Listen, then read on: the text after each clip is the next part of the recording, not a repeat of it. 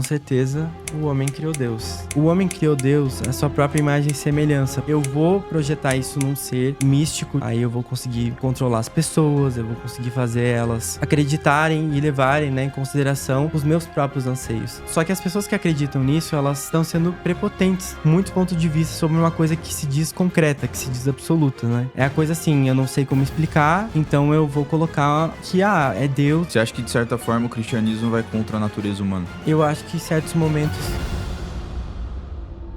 Betuel. Ele é criador de conteúdo, filho e neto de pastores evangélicos. Hoje ele vai nos falar a visão dele sobre a religião, como a religião prejudicou a vida dele e como funciona os dogmas da igreja.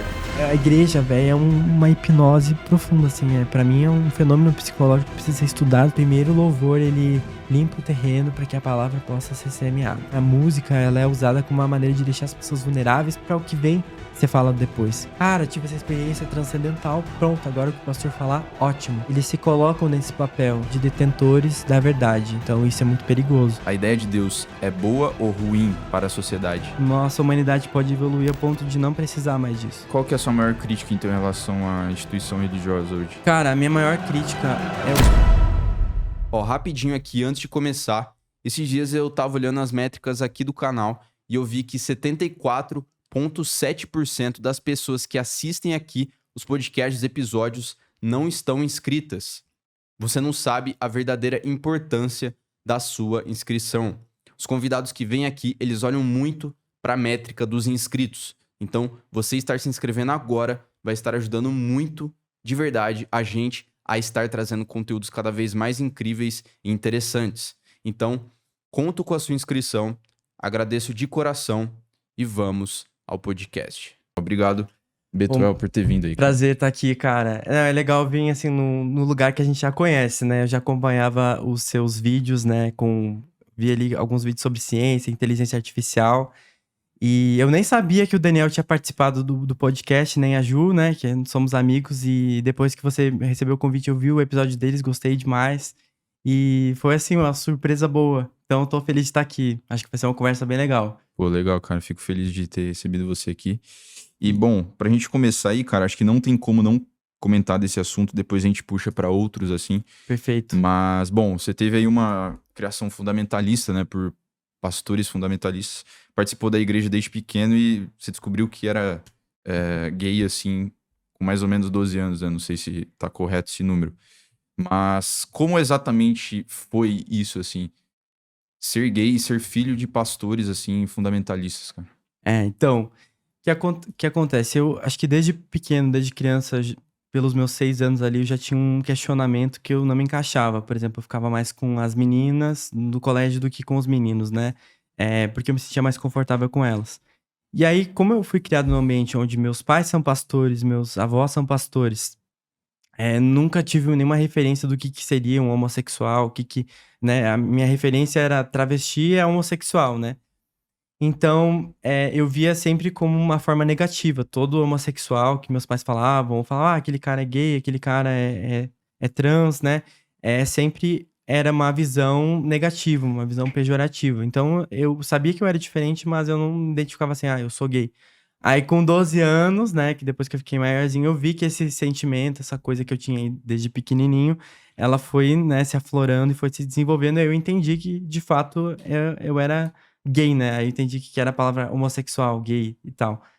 Aí foi uma loucura, assim, porque eu sempre fui muito transparente com os meus pais, pastores, né, evangélicos, pessoas mais conservadoras, tive uma comunicação sempre muito transparente com eles.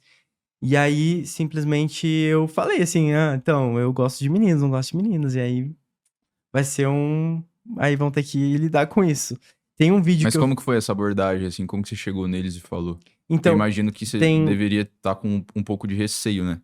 Então, se o pessoal procurar aí, tem um projeto que eu participei que é o Fim da Cura, né? Que é um curta, e eles fizeram alguns documentários com algumas pessoas que passaram pelo processo de cura gay dentro de instituições evangélicas ou outras ramificações, né? E aí, eu participei desse projeto, eu conto bem, assim, detalhadamente, né? Aí um vídeo bem longo, assim, né? Mas o pessoal que tá chegando aqui quer saber sua história, cara. Aí, acontece que eu contei pra minha mãe, né, primeiramente, eu tive essa impressão, falei: "Ó, mãe, tem uma coisa pra te contar", né, minha mãe pastora e tal. Aí eu falei: "Ó, eu acho que eu gosto de meninos, não gosto de meninas, né". Ela começou a chorar muito, ela começou a ficar, tipo, entrar em um estado de desespero, ficar muito abalada. E aí eu vi que a expressão dela mudou. Eu falei: "Ah, se ela ficou assim, eu não vou contar para o meu pai, né, que vai ser ele, e ela já ficou assim, imagina meu pai, como que vai ser a reação dele". Então, eu contei pra ela, aí depois chegou meu pai, aí, né, ele ficou super abalado, aí depois ele acabou descobrindo do envolvimento que eu tinha com o menino, ele né, quis me bater, quis, enfim, me encher de castigos e coisas e pressão, né, pra me fechar, digamos assim. Como, por exemplo, o quê, assim? Cara, então, eu acho que a primeira coisa que foi a mudança de comportamento deles comigo, né, eu via que eles começaram a ficar frios nesse momento, nesse período, acho que foi, tipo, em torno de uns 3 meses que eu sustentei essa posição de que eu era gay. Eu tinha 12 anos de idade e eu falei: "Não, eu sou gay mesmo e nasci assim". E era uma criança, né, velho, então, tipo assim, aí eu falei pra eles: "Ó, sou gay, é isso". Aí meu pai começou a se afastar de mim, ele se tornava agressivo, me proibia de mexer na internet, no celular, então tudo bem, eu entendo que tem coisas que são da adolescência, né, mas tinha coisas que era preconceito mesmo, que aí era, tipo, me afastar dos meus amigos, né, me impedir de ir na casa de um colega ou de um ou até mesmo de andar com as meninas e tal, né. E aí começar a me fechar mais dentro da igreja, dentro do ambiente religioso, aí ficar cada vez mais tipo, ter que participar dos grupos, né, e tal, ter que fazer oração devocional com ele todos os dias, orar, me ajoelhar na frente da cama e fazer oração, tipo, diariamente, ele me discipulava. Esse tipo de coisa, assim, que para uma criança ou adolescente eu acho um tanto exagerado, né, até, tipo, jejuns, né, e tal, eu falava: "Ah, vamos jejuar por tal coisa e tal", e eu era um adolescente, acho que não era o momento adequado pra fazer tal coisa, sabe. Então, eu cresci com esse sentimento, né, e aí aconteceu que eu fui direcionado a participar de coisas assim, né, eu meio que abri mão, tá, sou gay, mas eu vou ter que encarar esse sistema, vou ter que entrar na vibe deles pra poder ser amado, ser aceito e tal, né, e aí entrei no louvor da igreja, né, comecei a fazer aula de piano pela igreja, aula de canto, aula de várias coisas, me inteirar no grupo de jovens, etc e tal, fazer coisas que eu não fazia, né, tão assim, assiduamente, por mais que as atividades da igreja tinham, não era tão frequente exatamente, não é porque tinha todos os dias que eu tinha que fazer por eu ser filho de pastor, mas eu comecei a fazer, tanto para receber uma aprovação deles, né, como também pra, enfim, né, realmente ver se iria me curar, digamos assim, do meu Você pecado. queria ser curado, assim, entre aspas? Cara, sim, não, chegou um momento que eu comecei a acreditar que eu precisava ser curado, né, ser transformado por Deus, né, etc e tal. E muitos homossexuais, transexuais, enfim, pessoas da comunidade têm essa visão de que precisam ser libertos, né, libertos pelo espírito do homossexualismo, né, entre aspas. Quando eu falo homossexualismo, não é que eu acredito que esse termo é o certo, mas eu comecei a perceber, né, que eu queria ser aceito de certo modo, tanto por eles como por Deus também, né, eu tinha uma comecei a questionar realmente, né, assim, se Deus me amava. Então foi um conjunto de confusão na minha cabeça. Eu comecei a entrar cada vez mais na igreja, né, entrar nos projetos, nas coisas. E aí eu fui meio que escondendo esse lado, assim, pra eles também, né, vivendo uma vida dupla, né, digamos assim, que na frente deles eu disse assim: "Não, eu fui curado, fui transformado, passou isso aí", mas por baixo dos panos, eu conversava com outros meninos, eu saía escondido, eu fazia coisas que eles não sabiam e que foi muito pior, porque se eu tivesse um diálogo claro e transparente, eles fossem mais receptivos, eu não teria feito tanta coisa digamos assim, poderia me pôr em risco, digamos assim, né. E eu vejo que muitos adolescentes que crescem nesse ambiente, assim, muito fundamentalista, né, acabam se reprimindo ou acabam escondendo coisas dos pais, sendo que se os pais fossem mais transparentes e não digo liberais totalmente: "Ah, vou deixar meu filho fazer o que ele quiser", e não é isso também que eu quero propor. Mas se pudesse ter um diálogo mais claro e mais transparente, não houvesse uma pressão tão grande da minha família pra eu né, ser um homem de Deus, né, um pastor. Meu nome significa homem de Deus, né? Já nasci com um projeto, já começa por aí. Eu não faria tanta coisa errada, tipo, sair escondido com pessoas até mais velhas do que eu, bem mais velhas, né? Enfim, Ó, desculpa interromper o podcast, mas eu prometo que vai ser rápido, tá? Cara, eu comecei a comprar Bitcoin mais ou menos lá em 2016 e um dos meus maiores arrependimentos é não ter tido a coragem, né, de certa forma, de ter comprado mais. Na época dava pra ter tido mais coragem, né, ter ido com mais coragem, mas a gente sempre fica com um pouco de receio de começar, né? Hoje eu vejo o quanto isso teria feito a diferença. E para quem ainda não deu o primeiro passo, a gente está aí com uma parceria com o mercado Bitcoin, né? Tem uma boa chance rolando. O MB, né, que é o mercado Bitcoin, a maior plataforma de ativos digitais da América Latina e hoje é considerada uma das mais seguras do mundo.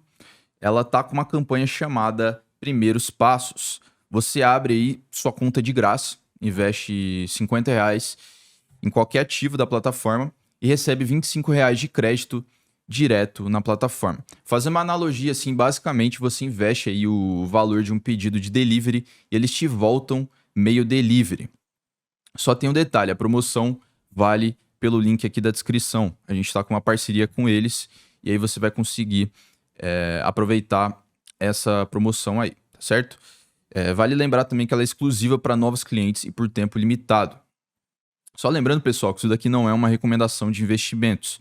Então, clica lá no link da descrição, confere todas as condições direitinho, tem todas as informações lá.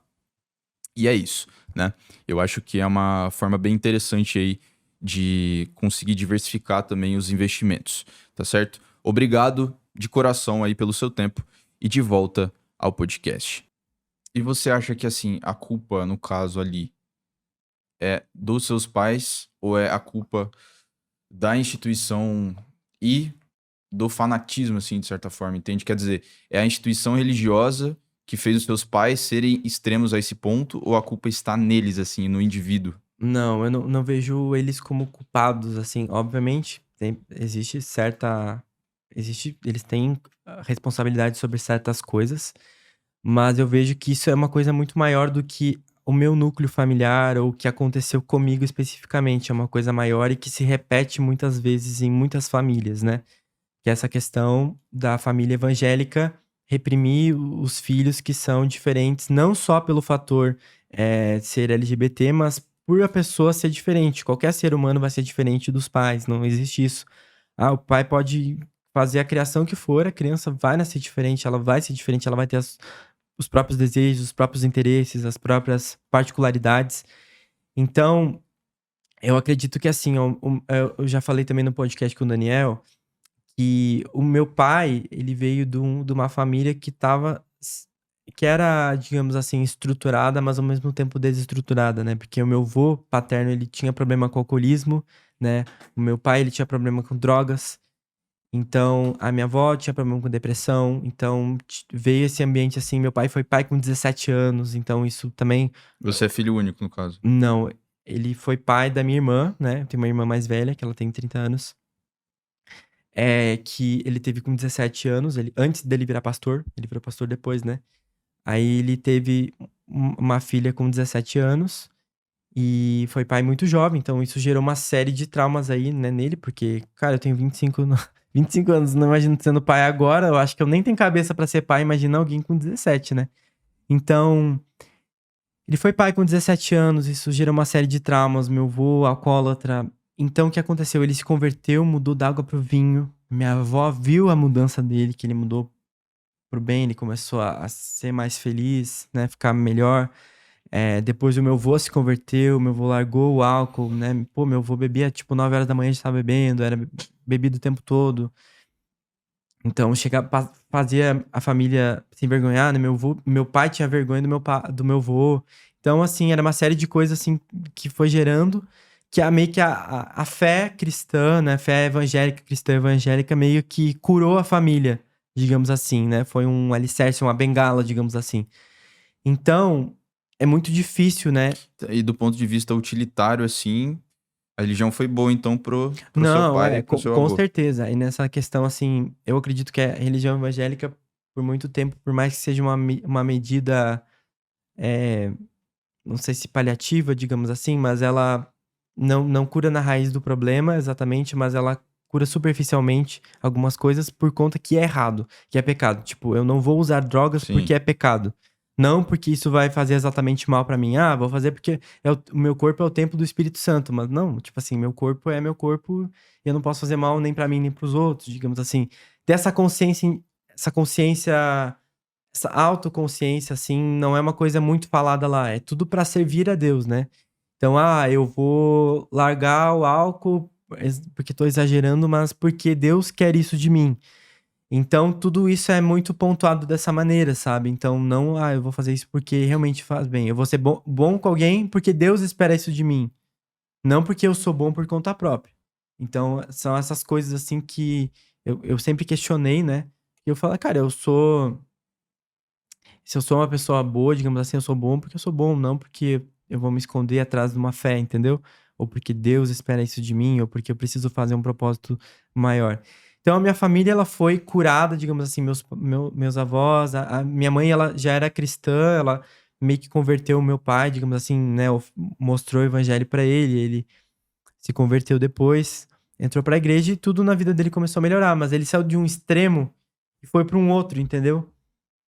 E aí começou eles alicerçaram a vida em cima dessa fé, né? Em cima da Bíblia, em cima do Evangelho, digamos assim. E nesse momento aí que você estava sendo reprimido, assim, pela sua orientação sexual e pelos seus hábitos ali, você questionou Deus? Ou foi apenas um questionamento ali da instituição dos seus pais, assim? Qual que era a sua relação com Deus nessa época? Cara, então, assim, pra mim Deus era igual o céu é azul, ou tipo assim, sabe? Eu tenho mãos, eu tenho olhos, tipo, era uma verdade concreta e absoluta, porque eu cresci, tipo, Deus como se fosse qualquer outra coisa. Existe o canal Rede Globo, tipo, é um fato. Deus era a mesma coisa pra mim, entendeu? Então não havia nem essa possibilidade na minha cabeça de questionar a Deus. Acho que esse grande questionamento começou de Deus, né? De eu ter sido criado nesse ambiente tão religioso, de questionar a existência ou não de Deus, foi porque eu sabia que a minha sexualidade era uma coisa que eu não podia controlar. E aí tem teóricos que falam que é algo biológico, tem outros que falam que é genético, tem outros que falam que é por ambiente. Eu não tenho como afirmar, eu sei que eu nasci assim, digamos assim. Mas pela minha vivência eu sei desde que sou eu que eu sou assim, mas agora por onde qual a origem, né, da onde vem a minha sexualidade eu não sei, eu só sei que é uma coisa que eu não posso mudar, né, que eu não consigo mudar. E aí, ba- se baseando nisso, foi a primeira pulga atrás da orelha pra questionar tudo isso, né? Não foi o único motivo, eu saí da igreja, né? Ou eu saí da religião, do cristianismo, porque, lá é proibido e por isso eu vou fazer algo que seja melhor pra mim. Não, uma ponta ali do iceberg que eu fui quebrando até chegar embaixo. Aí foi um conjunto de coisas, de eu estudar a Bíblia, ver que, pô, cara, 7 dias pra criar um mundo, a costela do Adão, umas coisas assim que ficava, cara, tipo, tem provas exatas que isso aí aconteceu, aí tinha muitas especulações, cada religião falava uma coisa. Cara, imagina assim, ó, uma dúvida que eu sempre tive, assim, os testemunhos de Jeová falam uma coisa, aí os Mormons falam outra, eles têm uma outra visão de Jesus, a Igreja Universal tem uma visão, os católicos têm uma outra ótica. Então, tipo, existe muitas particularidades pra saber exatamente o que é certo. Sendo que Muitos pontos de vista, né? muitos pontos de vista sobre uma coisa que se diz concreta, que se diz absoluta, né? Que a Bíblia é irrefutável. É, só no hinduísmo, né, cara? Existem bilhões de deuses, né? Exato, cara. Então, assim, eu penso, Quer nossa, eu dizer, sou muito sortudo de nascer num país onde a minha família nasceu evangélica, eu sou muito sortudo de ser filho de pastor, eu sou muito sortudo de ter acesso ao evangelho. Não, mas para quem que tem essa coisa dentro da igreja, não sei se você sabe, mas tipo assim, quem não conhece sobre Jesus ou quem nunca ouviu falar, não significa que a pessoa vai pro inferno, digamos assim, né? Então, se ela não ouviu, eu falei, pô, então eu não queria ter ouvido, né? Porque se eu sei que eu vou pro é ignorância não sei o quê, né? Tem um nome pra isso. É é, tipo o índio que nasce lá isolado da sociedade, não tem contato com Deus, mas ele foi bom, assim, na vida dele, então ele pode ir pro céu, né? Basicamente isso. é bizarro isso, né, velho? Isso aí não tem cabimento nenhum. Por Então, que você acha? Cara, porque como é que. Aí tu tá colocando a tua fé como. Aí já vem daí, né? Os portugueses acharam que tava tudo ok vir aqui no Brasil e catequizar os índios e colocar a religião deles como correta e a que eles tinham não era. Mas não parte desse argumento, né? Do argumento de que a pessoa está isolada, não teve contato com Jesus e se ela levar uma vida boa, ela vai pro céu, né? Então é uma coisa assim que eu já ficava questionando. Não, eu falo, mas qual que é o link entre isso e os portugueses que vieram aqui, entende? Não, o link é que, por exemplo, eu cresci dentro do ambiente onde a minha família falava assim, não, que eu tinha sido escolhido por Deus, que Deus me escolheu, né, até desde o meu nascimento. Então tem pessoas que elas acreditam que na vida delas, em algum momento, Deus vai falar com elas de alguma maneira, por alguma pessoa, por alguma ocasião, ou por alguma situação na vida delas. Então, que existe um momento certo pra tudo, entendeu?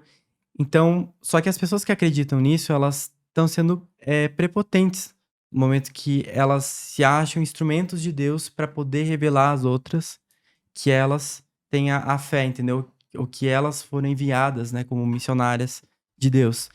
Então, é isso que eu sempre considerei prepotente, sabe? Na visão dentro do cristianismo, dessa visão que eles são os corretos e que as outras não são. Tanto que, né, minha família, antes dos meus pais, minha mãe tinha uma visão mais espírita, os meus tios, eles são de Umbanda, né, do Candomblé, Umbanda por aí, de religiões de matriz africana. E quando meu pai se converteu, ele teve essa questão de tentar evangelizar eles, assim, não, eu vou te evangelizar, vou te mostrar o que que é Jesus, vou te mostrar o que que é a salvação, de fato, pra tentar salvar eles de um inferno, sabe? Então, também essa visão de inferno aí é uma coisa bizarra, assim, que... Puxando esse gancho, então, Betuel, fazendo uma pergunta muito básica agora. Você acha que Deus criou o homem ou o homem criou Deus? Ah, com certeza o homem criou Deus.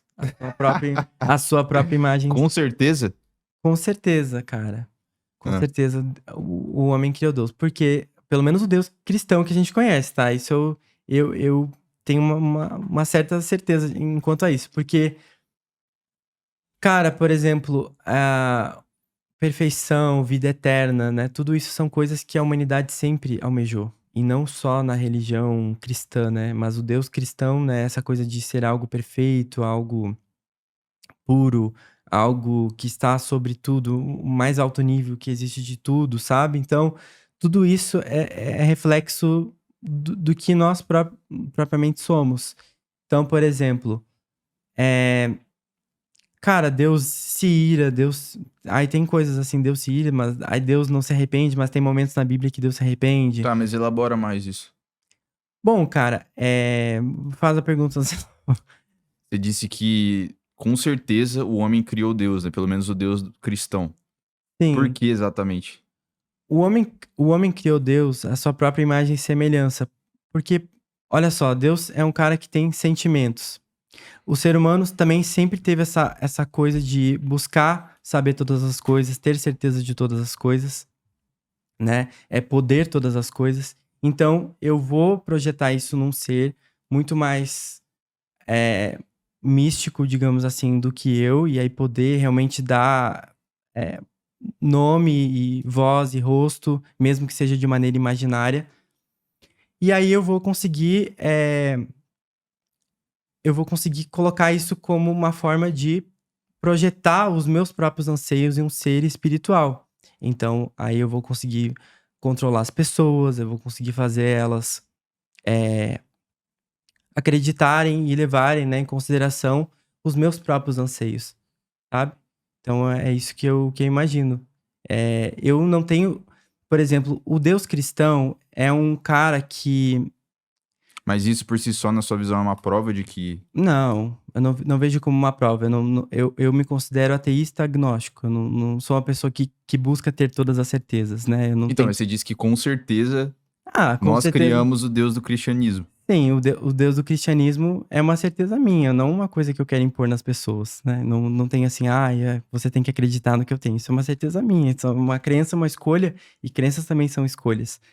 Então, essa é a minha visão, né? Que eu acredito que o homem criou Deus, sua própria imagem e semelhança.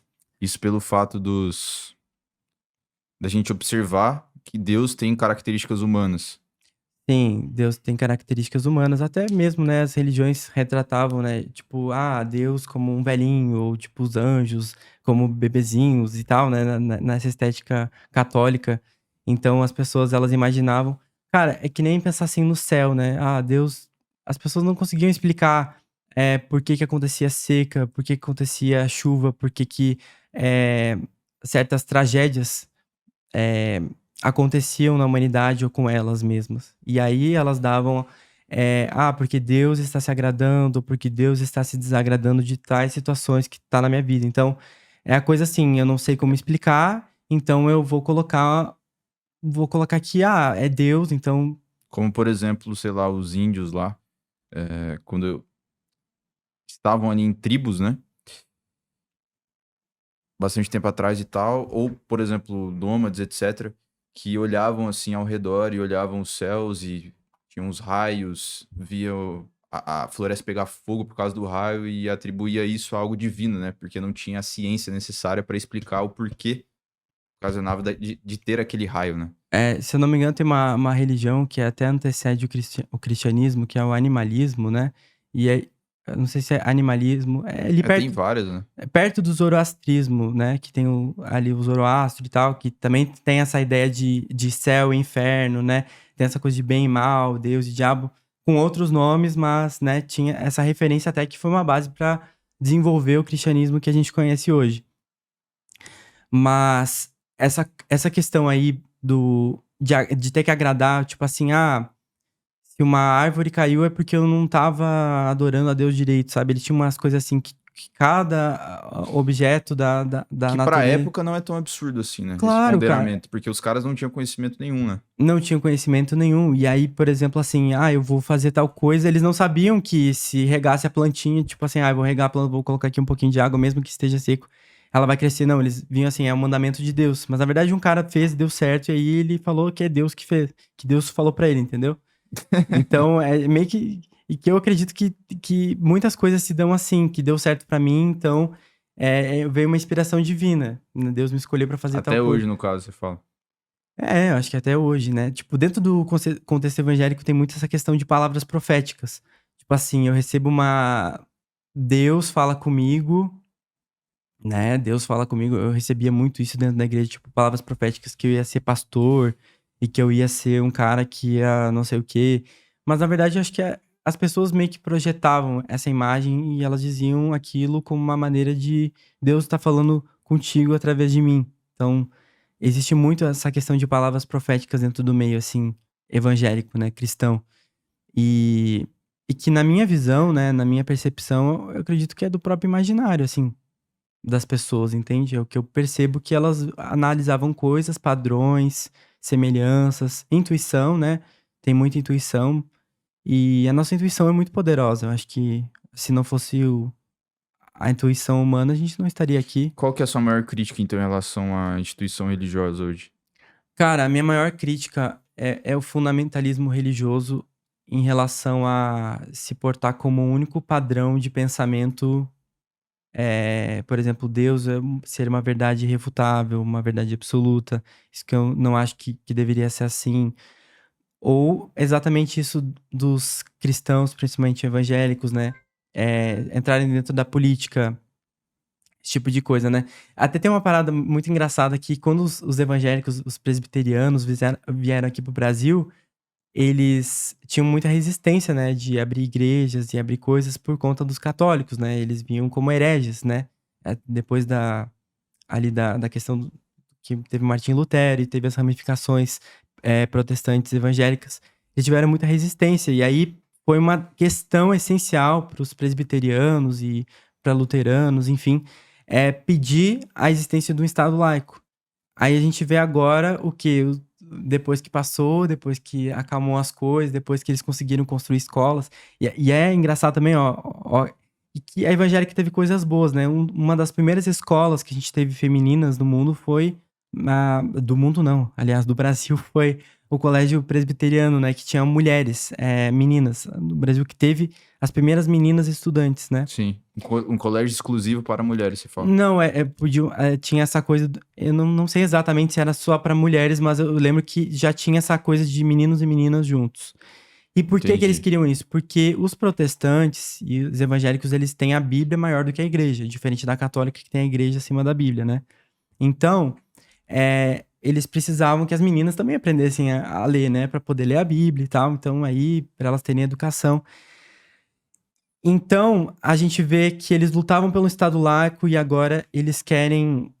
Muitos evangélicos querem entrar de alguma maneira dentro da política, né? Ela foi evoluindo. Não tô falando que os presbiterianos são evangélicos ou que eles são os evangélicos que estão pedindo isso, mas pessoas que acreditam numa fé muito semelhante a esses primeiros protestantes evangélicos estão pedindo, né? E querem entrar cada vez mais na política, né? Fazendo escolas ou mudando leis ou falando, porque trans não existe ou porque.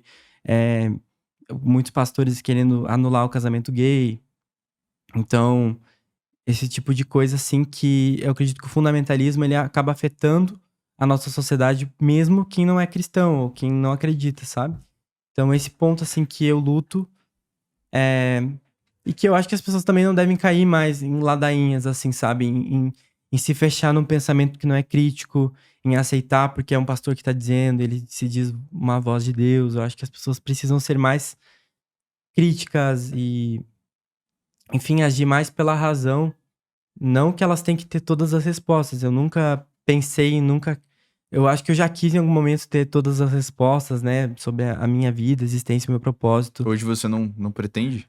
Não, eu não tenho essa pretensão de ter todas as respostas da minha vida, sabe? Ou da minha existência. Eu acho que isso foi uma coisa que me acalmou eu ter a noção que eu preciso ter perguntas melhores. Eu preciso ser mais questionador e ter perguntas, e o que eu não conseguir responder, aí faz parte, cara. Mas acho que assumir a Mas nossa não é ignorância. angustiante você não poder saber?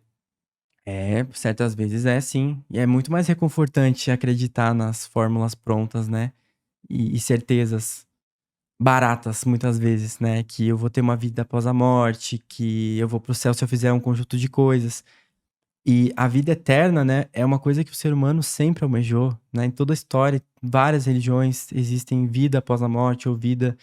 E até hoje, a ciência, né, cara? E eu vi podcast aí você falando sobre computação quântica. Não sei qual deles que tava falando ali sobre a questão do envelhecimento, né? De frear o envelhecimento. Teve algum que eu ouvi, não lembro agora qual, sobre essa questão da computação quântica, de poder achar fórmulas aí pra solucionar a questão do câncer ou questão do envelhecimento, várias coisas assim. Isso é uma coisa que o ser humano sempre almejou. E aí, como ele não conseguia, eu acredito, aí tem essa percepção de que a religião foi um fator que Você deu uma acalmada aí nos ânimos do. você acha que então a religião veio como uma oferta para suprimir a demanda interna do ser humano Ó, de essa angústia, né? A busca pelo sentido e a busca por ter uma esperança, de certa forma. sim, cara, a gente quer saber tudo, né? A gente tem essa coisa dentro de nós de querer saber tudo. A gente não sabe por quê, nem como, mas a gente tem essa coisa de querer saber as coisas. A gente é curioso, o ser humano, ele é curioso, ele precisa saber as coisas. Então, a gente tem uma busca constante por conhecimento, né? Ou deveria ter, né? Se você não tem, aí tem que rever algumas coisas. Mas vamos tentar buscar e pensar, buscar evoluir. Mas, de modo geral, acho que a humanidade tem essa busca aí. Ela tem. O ser humano, de modo geral, ele é curioso. Então, quando a gente não tem como explicar, a gente acaba atribuindo. E é muito louco. Aí que eu vou entrar num ponto aí do que eu gosto do seu podcast, que você fala bastante de IA, né? Mas eu fico pensando, cara, imagina, a partir do momento que, sei lá, uma IA, uma super inteligência, ela evolui a um ponto no qual a gente não vai nem mais entender o que ela tá fazendo. E aí, como é que vai ser? Aí são coisas que eu fico me questionando, porque a Você gente já não vai assistiu conseguir o Eu, explicar. Robô, Já, mas eu era, pô, cara, do Will Smith lá? meu Deus, acho que era até criança desse filme. Que basicamente é um mundo altamente tecnológico, né? Onde tá tudo bem desenvolvido.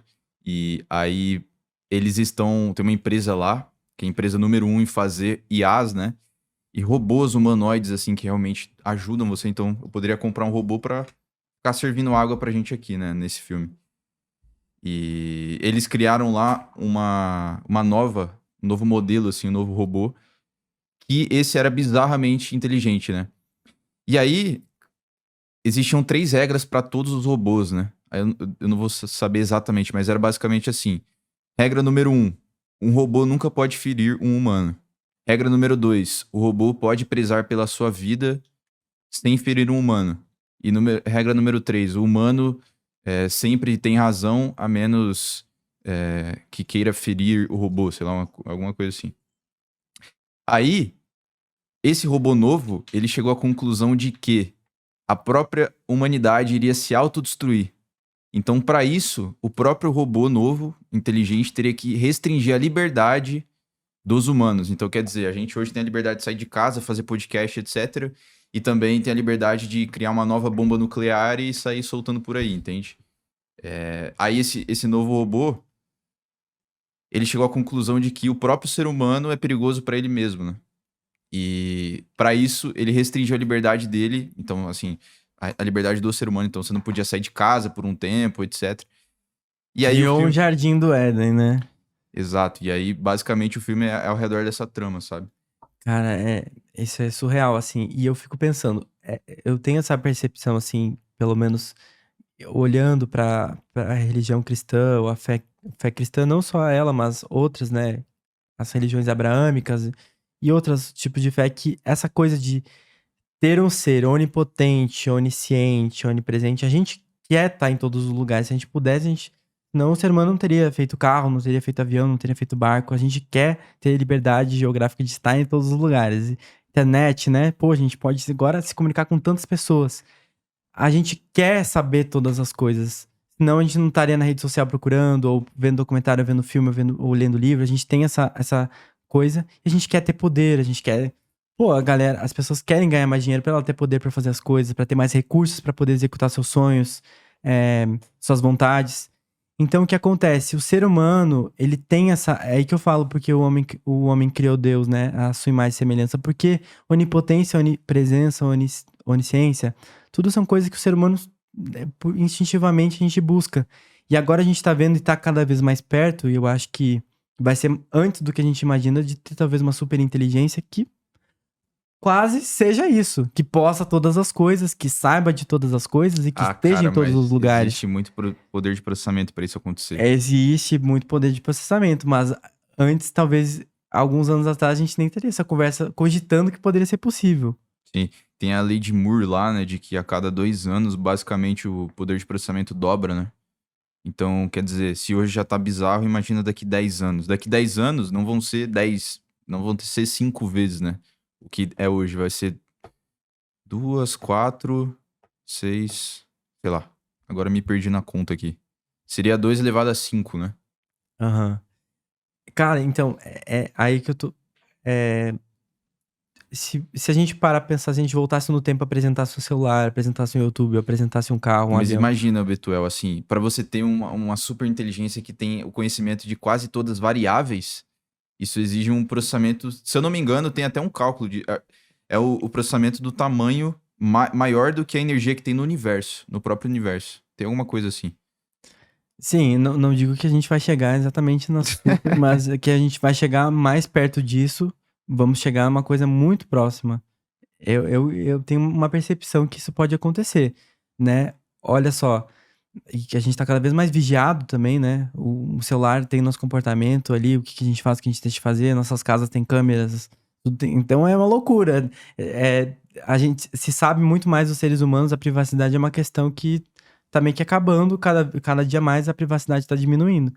Então, a gente pode, né? Isso que me assusta, assim, eu fico cogitando e pensando, assim, que loucura que seria se a gente tivesse uma inteligência, uma super inteligência que soubesse muitas coisas, se não tudo, muita coisa, pudesse muita coisa, e estivesse em muitos lugares, né? Que é essa coisa que o ser humano sempre almejou. Isso seria muito esquisito e seria muito assustador, né? Aí é que vem as ideias uns paralelos que eu fico pensando e cogitando, por isso que eu me considero um agnóstico ateísta.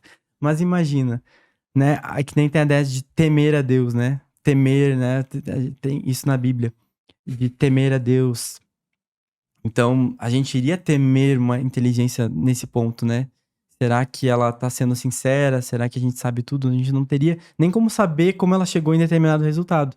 Se até hoje, ChatGPT, os tipos de inteligência, já é difícil saber algumas coisas de como ela tomou certas decisões, ou é bem mais difícil do que antes. Imagina como isso vai ser, sei lá, unindo computação quântica e, sabe? Vai ser uma loucura o que nos reserva aí os próximos Cara, anos. a IA realmente, assim, eu diria que é a maior revolução da humanidade, cara. Eu acho que Dizem que podia ser a última, né? A última invenção do ser humano poderia ser a pode IA. ser que sim, mas assim, eu acho que é realmente, cara, assim, é mais poderosa do que é mais poderoso do que o descobrimento do próprio fogo, né? Como manusear o fogo, da internet.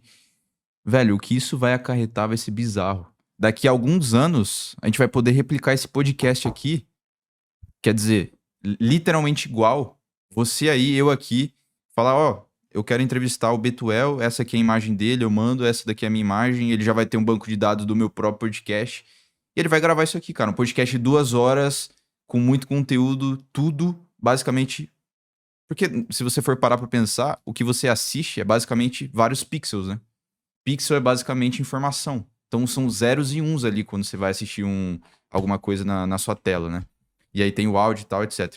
Então, assim, uma IA consegue replicar isso. Ela só precisa de poder de processamento e uma base de dados, né? E isso vai ser pra qualquer coisa, cara. Pra qualquer coisa, entende? Sim, então, isso. E aí tem uma coisa, né? Eu acho que com o avanço tecnológico, tem dois caminhos que eu vejo, assim, pela minha percepção, é que ou as pessoas elas vão se tornar, pelo menos no Brasil, elas podem se tornar mais crentes, elas podem, Por que, assim? por causa que o que acontece é que dentro de uma comunidade cristã evangélica, né, pelo menos na que eu fiz parte, ou que ainda existe, tem muito contato humano, cara. Então as pessoas estão cada vez mais, tipo, online, namora por celular, faz amizade por celular, tudo é online. E lá tu tem um ambiente físico, que as pessoas naturalmente, organicamente, elas se relacionam. E as pessoas vão sentir falta e vão valorizar mais o que é humano, né, e o que ali da coisa humana, até os erros, né, humano, a gente vai valorizar cada vez mais isso. Tudo que for mais humano, acredito que nós, seres humanos, vamos valorizar. Ou tem um caminho que as pessoas vão ficar cada vez mais céticas, né? Mais ateístas. Ou até mesmo mais. E a gente já tá, né? Dependente dessas tecnologias, né? Dependente da IA para fazer qualquer coisa. E até mesmo tendo medo, né? Eu até fico pensando, imagina se eles criam uma religião, e eu acho que isso não tá longe de idolatrar, tipo, uma IA, sabe, uma inteligência geral, artificial, sabe? É possível, mas eu não sei se seria muito provável, porque não tem carisma, né, uma IA. Então, assim, a menos que você crie uma personalidade por trás da IA, aí sim, mas, por exemplo, Deus. Deus, Eu de falo certa assim, forma, o Deus cristão, por exemplo, tem um certo carisma, né? Quer dizer, é um mistério, assim, na sua cabeça, causa curiosidade, pô, o que será que ele pensa de mim, etc. A IA, ela já é uma coisa criada realmente, tipo assim, 100% de certeza que ela é criada pelo homem, entende? sim, mas aí que tá, por exemplo, nó, se tentar rodar o GTA novo, eu acho que O 6 que vai lançar? tentar rodar o GTA 6 no Windows 98, o Windows 98 não tem capacidade de entender os dados que tem nesse GTA. Mas agora, sei lá, o PlayStation 5 ou o PlayStation 6, sei lá, nem sei qual PlayStation que tá aí. Mas ele vai ter o hardware suficiente ali pra poder processar aqueles dados e fazer o jogo Sim. funcionar. Aí que tá, é uma coisa que eu penso, e por isso que eu assumo a minha ignorância, né? É que, tipo assim, nosso cérebro não é. A gente conseguiu evoluir muito, a gente tem muita capacidade de. Talvez a gente vai evoluir muito mais ainda.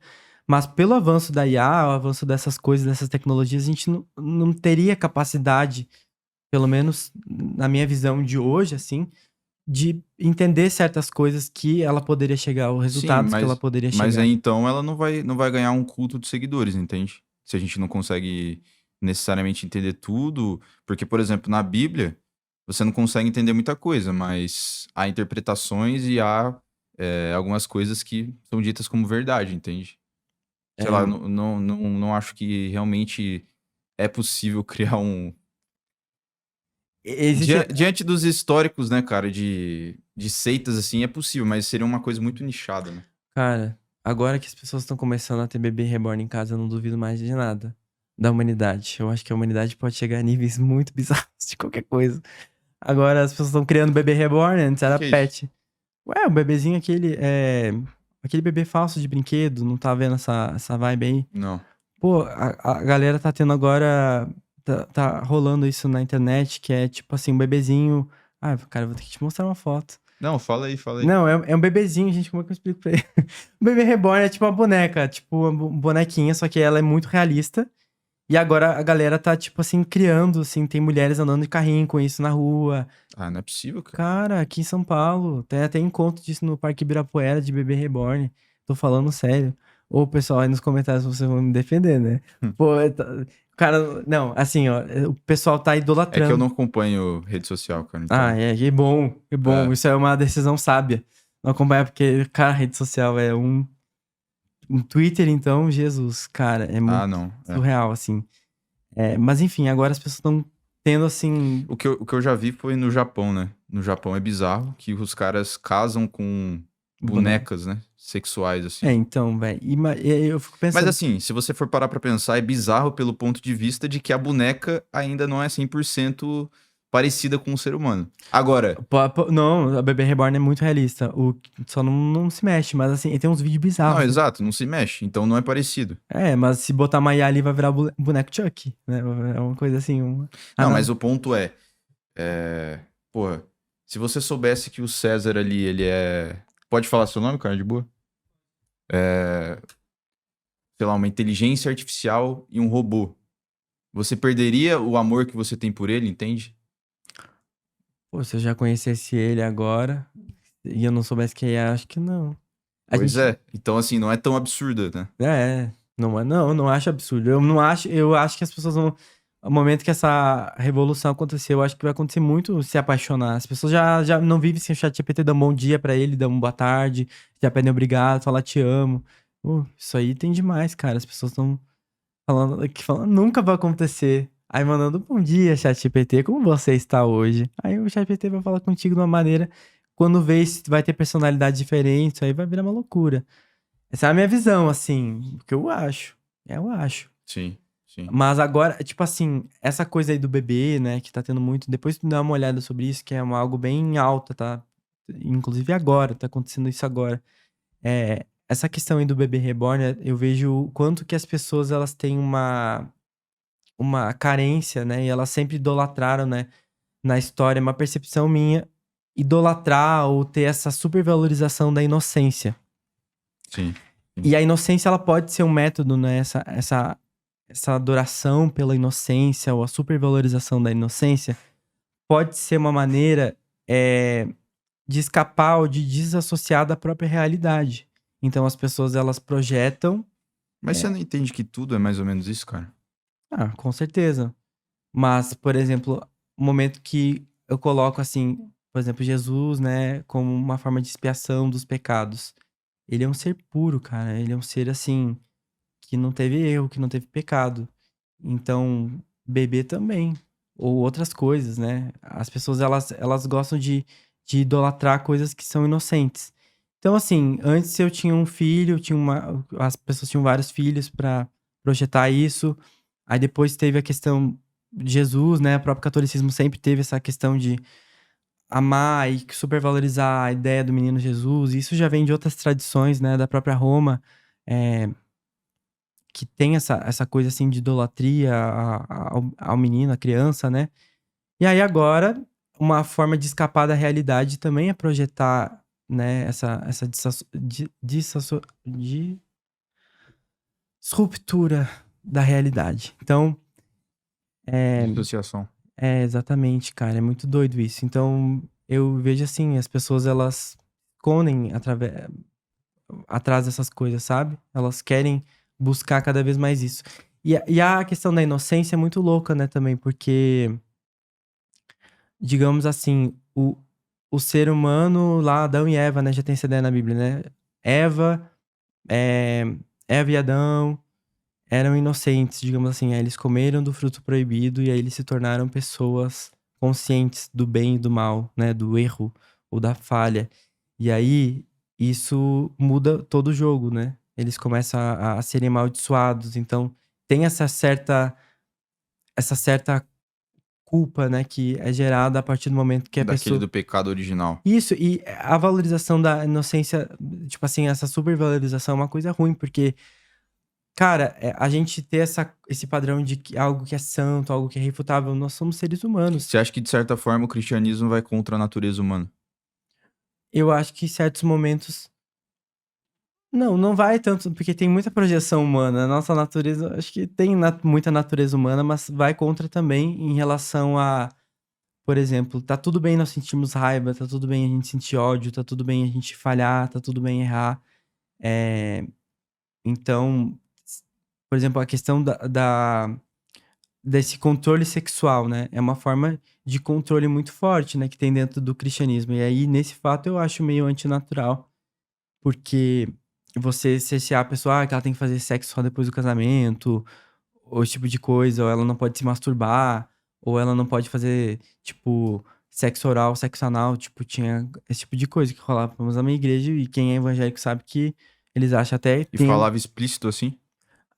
Não no púlpito, é que tem escolas bíblicas, né? Tipo, sexo... Você já viu o vídeo do André Surak? Sexo anal é Não. pecado. Não pode. Pô, é bom esse vídeo aí. Quando ela virou crente, agora ela é criadora de conteúdo. Deixa Pô, ela. cara, discordo que esse vídeo deve ser bom. Não, é bom de. Assim. Eu tô brincando, tô brincando. Entretenimento, é Sim, entretenimento. tô brincando. E você acha... Bom, se a gente desse papo nosso aí de que... todas as coisas que a gente falou até então, você acha que Deus... A ideia de Deus é boa ou ruim para a sociedade? Cara, ela foi boa por muito tempo. Eu acredito que ela é boa pra algumas pessoas e depende da ótica e do ponto de vista. Por exemplo, o meu pai foi bom. O cara aceitou Jesus, ele se converteu, largou as drogas, a vida dele melhorou. A minha avó tinha depressão, melhorou. Pra várias pessoas, o cara que batia na mulher, ele para de fazer coisa errada, o cara tava nas drogas, o cara tava... Por exemplo, tem muita gente na igreja que vem desempregada. A pessoa entra ali, é um ciclo social, onde ela vai receber muita ajuda, ela vai receber amor, afeto, e isso a igreja ganha em pontos muito... É um papel até que o Estado não faz, entendeu? É um papel que não tem, assim... É difícil achar hoje, assim, a forma que a igreja acolhe, é muito, muito difícil ter, assim, organicamente isso das pessoas de modo geral. Claro, elas estão ali por conta de uma religião, por conta de um mandamento de Deus. Mas para certas pessoas é bom. Agora, isso se torna negativo porque, por exemplo, para muitas pessoas, e que eu recebo comentários ali na página, que foi mais difícil se assumir ateu do que se assumir gay ou lésbica para algumas famílias, entendeu? Então, até a não crença, às vezes, acaba sendo uma coisa que as famílias, né, acabam olhando como uma coisa muito negativa. Porque, tipo, a homossexualidade, na cabeça de alguns pais, pode ser superado, ela vai aceitar Jesus e tal. Agora, se ela não acredita em Deus, pronto, velho, não tem mais o que fazer. Então, Entendi. De certa forma, a orientação sexual tem como voltar atrás, assim. Não é isso que eu disse. Não. Não coloca a palavra Não. na minha boca, gente. Não. Nesse ponto de vista deles, né? No ponto de vista deles, sim. Agora, a partir do momento que você não acredita mais em Deus, no ponto de vista deles, é mais complicado. Porque não existiria nenhum um fator que iria fazer você... se Deus não existe, foda-se, eu vou ser gay mesmo. É tipo isso, sabe? Então, se gay não existe, eu vou poder fazer sexo oral, tipo, esse tipo de coisa. Dentro da visão evangélica, tá? Eu tô falando isso do que a gente aprende lá. Não é todos os evangélicos que acham isso, tá? Tem outros que são mais liberais com certos tipos de maneiras e posições sexuais, né? Tem um Kama Sutra específico pra cada... Tô zoando. Não. Respondendo a pergunta, então, você acha que Deus é bom ou ruim, assim? Depende. Depende muito, é relativo à pessoa, É relativo então. à pessoa. Mas, de modo geral, acho que as pessoas não precisam disso. Acho que nossa humanidade pode evoluir a ponto de não precisar mais disso. Mas, de certa forma, se Deus não existe, tudo não é permitido? Não existe ética? Cara, os budistas... O budismo é uma religião ateísta e eles são pessoas extremamente éticas. As civilizações orientais, asiáticas, que elas são muito éticas, até exemplos em ética, assim, mais do que alguns outros países. Então, o que acontece? Tem essa questão da ética não é necessariamente vinda da religião, ou especificamente do cristianismo, porque isso já vem desde Mas calma aí, budismo é religião ateísta? o budismo é uma religião ateísta. Podem existir ramificações que acreditam em Deus, mas o budismo é uma religião ateísta. Eles acreditam em Dharma, Karma, acreditam em renascimento, algumas correntes acreditam em reencarnação, mas Deus não é uma coisa que eles até têm alguns budistas que são agnósticos, que independe a ideia de Deus ou não. E existem alguns budistas que são que acreditam em Deus, mas não é uma coisa para ser budista você precisa acreditar em Deus, Mas entendeu? pensa aí, cara. Mas eu não sou budista e não entendo muito sobre budismo. Pensa aí, É a minha visão aí o que eu sei, tá? Pensa aí 10 mil anos atrás, quando a gente ainda era nômade, etc, 15 mil, sei lá, por ali. Vamos supor que você tinha uma tribo de 15, 20 pessoas. Sei lá, tinha você, seus pais e algumas pessoas que você confiava ali, sua família e mais outras pessoas, certo? Você tinha um número limitado de pessoas em que você poderia acreditar. Imagina se essa tribo crescesse para 200, 300 pessoas. Como que você ia saber que você poderia dormir, sendo que uma dessas 300 pessoas não te mataria de noite, roubaria tudo que você tem e sairia fora, entendeu? Ou se, por exemplo, metade da tribo criaria alguma revolta, mataria metade para roubar todos os recursos e viver mais tempo, etc.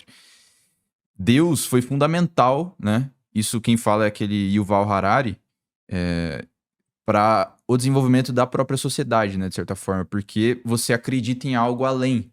Então, assim, você projeta a ética em algo além, né? Porque como que você vai conseguir confiar, conhecer as 300 pessoas? É impossível, né? Então, assim, isso fez a sociedade prosperar de certa forma, né? Puxando esse gancho, assim, você não acha que se a gente tivesse 100% de certeza que Deus não existe, cara? Porque, assim, você pode ter até... Você falou que você é ateu agnóstico, né? Eu sou agnóstico ateísta. Agnóstico ateísta. E Depois depende pra quem pergunta também.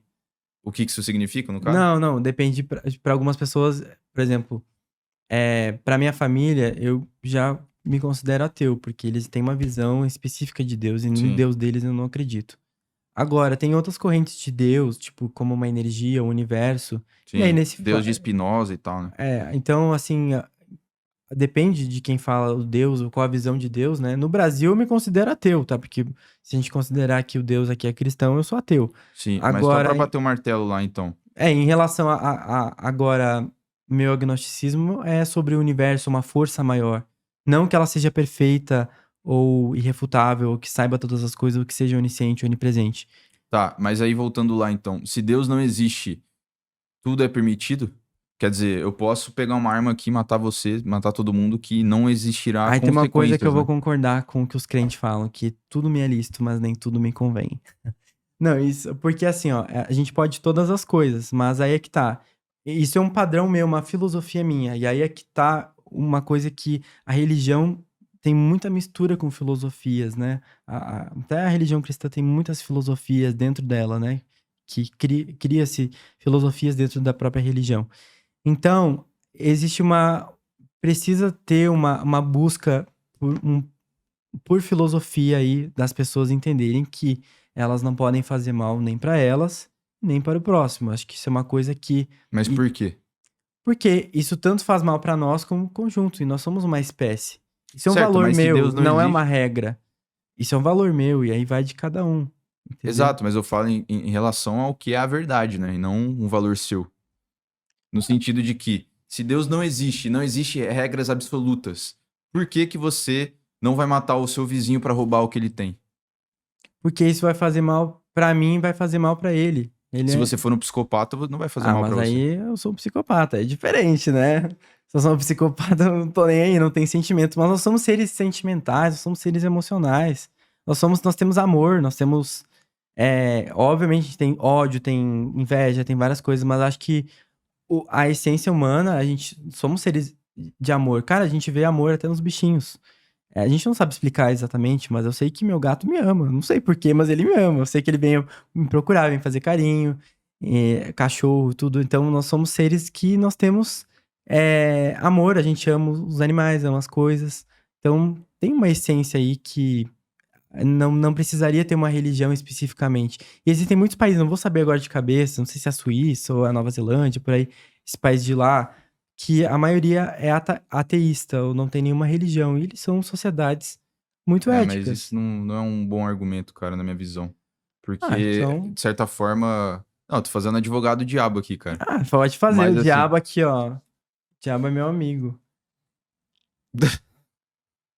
de certa forma, eles foram moldados pela cultura que já foi anterior, né? Não, com certeza o nosso cérebro aí. Aí tem umas coisas, né, que eu não sei, não vou falar. Não sou cientista, gente. Não me. Você tá uns caras que são cientistas, são historiador aqui, ó. Eu só sou um criador de página aí que vem que fala sobre esse assunto, é minha vivência. Mas o que acontece? Tem algumas coisas que eu já vi que é sobre epigenética, né? Se eu não me engano, que é como o nosso cérebro é moldado por experiências ou Sim. coisas que aconteceram no nosso passado. Então foi benéfico evolutivamente, na minha visão, aí quem for cientista me corrija. Mas eu acredito que foi benéfico evolutivamente as pessoas terem religião, terem fé. Isso mudou nosso cérebro. E talvez não tinha como explicar certas coisas, tipo, caiu um trovão, tinha seca, tinha tudo. Como é que eu vou explicar certas coisas? Então eu vou atribuir a Deus. Então, aí é que a gente não vai saber como que aconteceu isso, né? Mas a gente foi vendo que isso era bom e foi se perpetuando. Aí, então a gente viu que ter uma religião, ter um padrão, acreditar em Deus, isso faria a sociedade se controlar.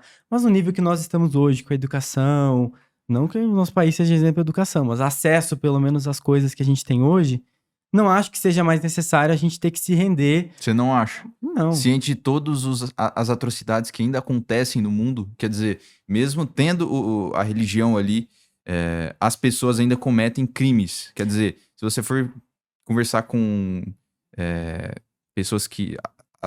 Assassinos e outras palavras aqui que eu não vou falar para não desmonetizar o vídeo, mas basicamente essas pessoas aí, elas são cristãs, cara, algumas, né? Pô, Grande maioria, inclusive. por isso que as pessoas têm que Imagina sair se da elas, igreja. Saiam da igreja. Olha, ó, tá cheio de assassino das imagina igrejas. se elas não fossem, entende? Mas aí é que tá, talvez seja por isso, porque elas não têm essa percepção. E aí é uma coisa educacional também, né? Que nosso país precisa melhorar muito, porque eu acho que a solução de muitas coisas vem da educação e do pensamento crítico, de entender certas coisas. Claro, tem coisas aí, tipo psicopatia e aí problemas aí psiquiátricos aí, que já não é uma coisa que precisa ser exatamente, vai ser feita com educação. São coisas que tem que tomar remédio, tem que ter um tratamento diferenciado. Agora, acontece que me perdi no fio da meada. O que você falou? A gente tava falando se Deus não existe, tudo é permitido, né? Não, mas o que você falou por último aí. Foi que dos assaltantes.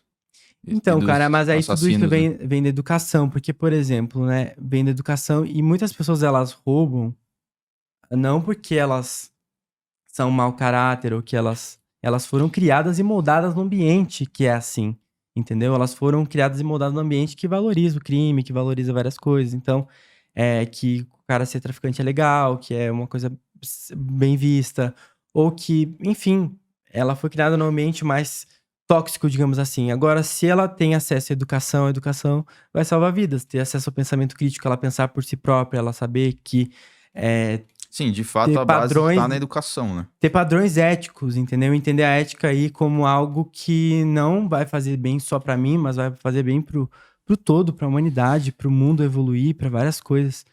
Então, eu acredito que a base tá aí. E solucionar a criminalidade vem tudo da autoconsciência das próprias pessoas. Não do, ai, porque Deus tem que abrir mais igreja e fazer as pessoas virarem mais Não, eu crentes. entendo. Eu não tô dizendo que, assim, Deus é o fator principal nessa questão, né? Também concordo contigo que a educação é a base, cara. Mas eu tô falando do ponto de vista filosófico, pensar que se Deus não existe e não existem regras absolutas, tudo é permitido. Por quê?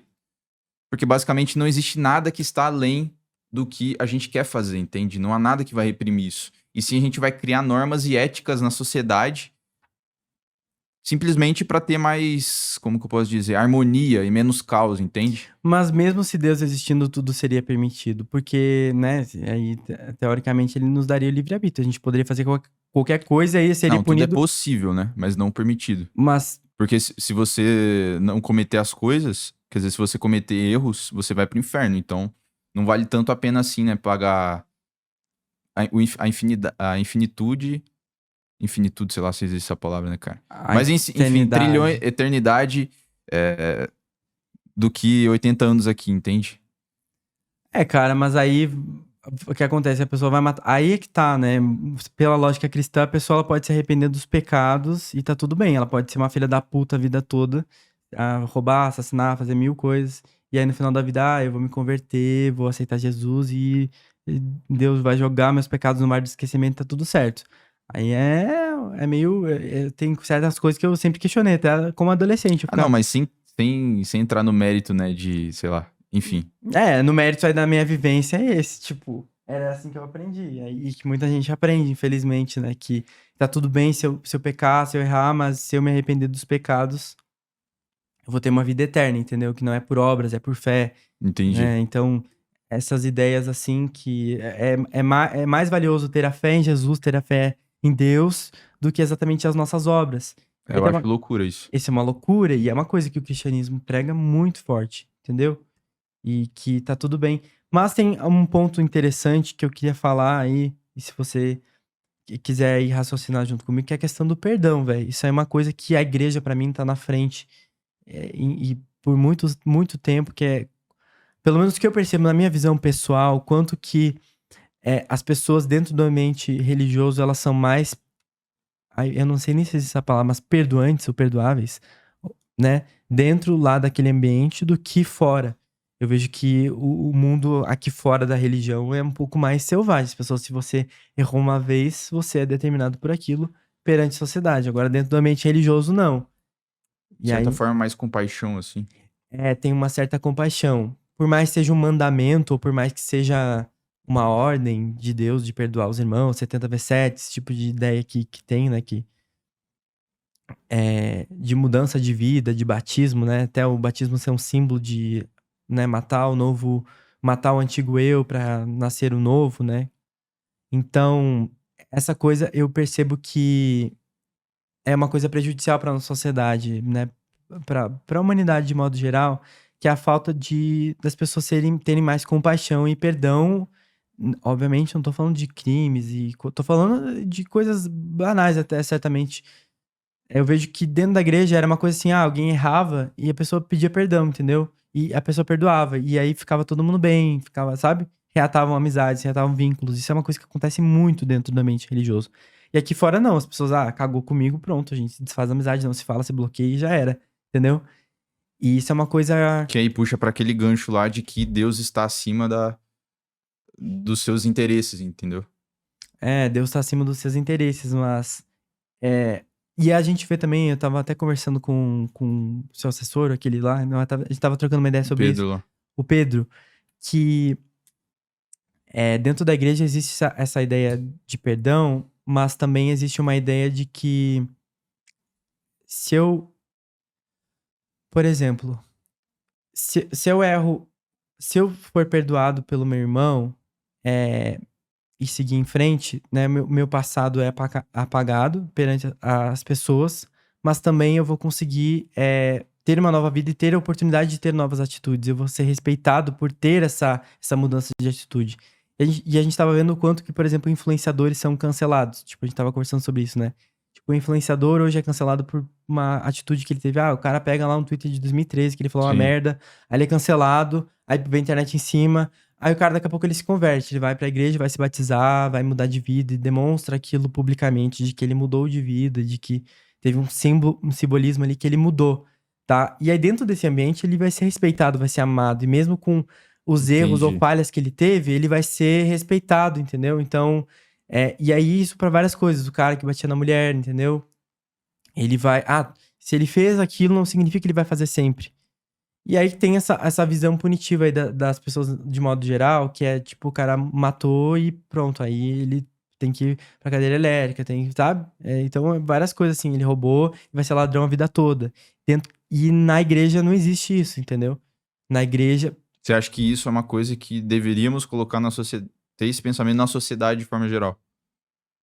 com, obviamente, ressalvas e exceções, muitas exceções e muitas aspas e muito cuidado, mas sim, acho que a gente Você é precisaria... bem cuidadoso, né, cara? Você vai falar as coisas. Não, tem que ter cuidado, né? Mas a gente deveria perdoar mais, acho que a gente deveria ser mais.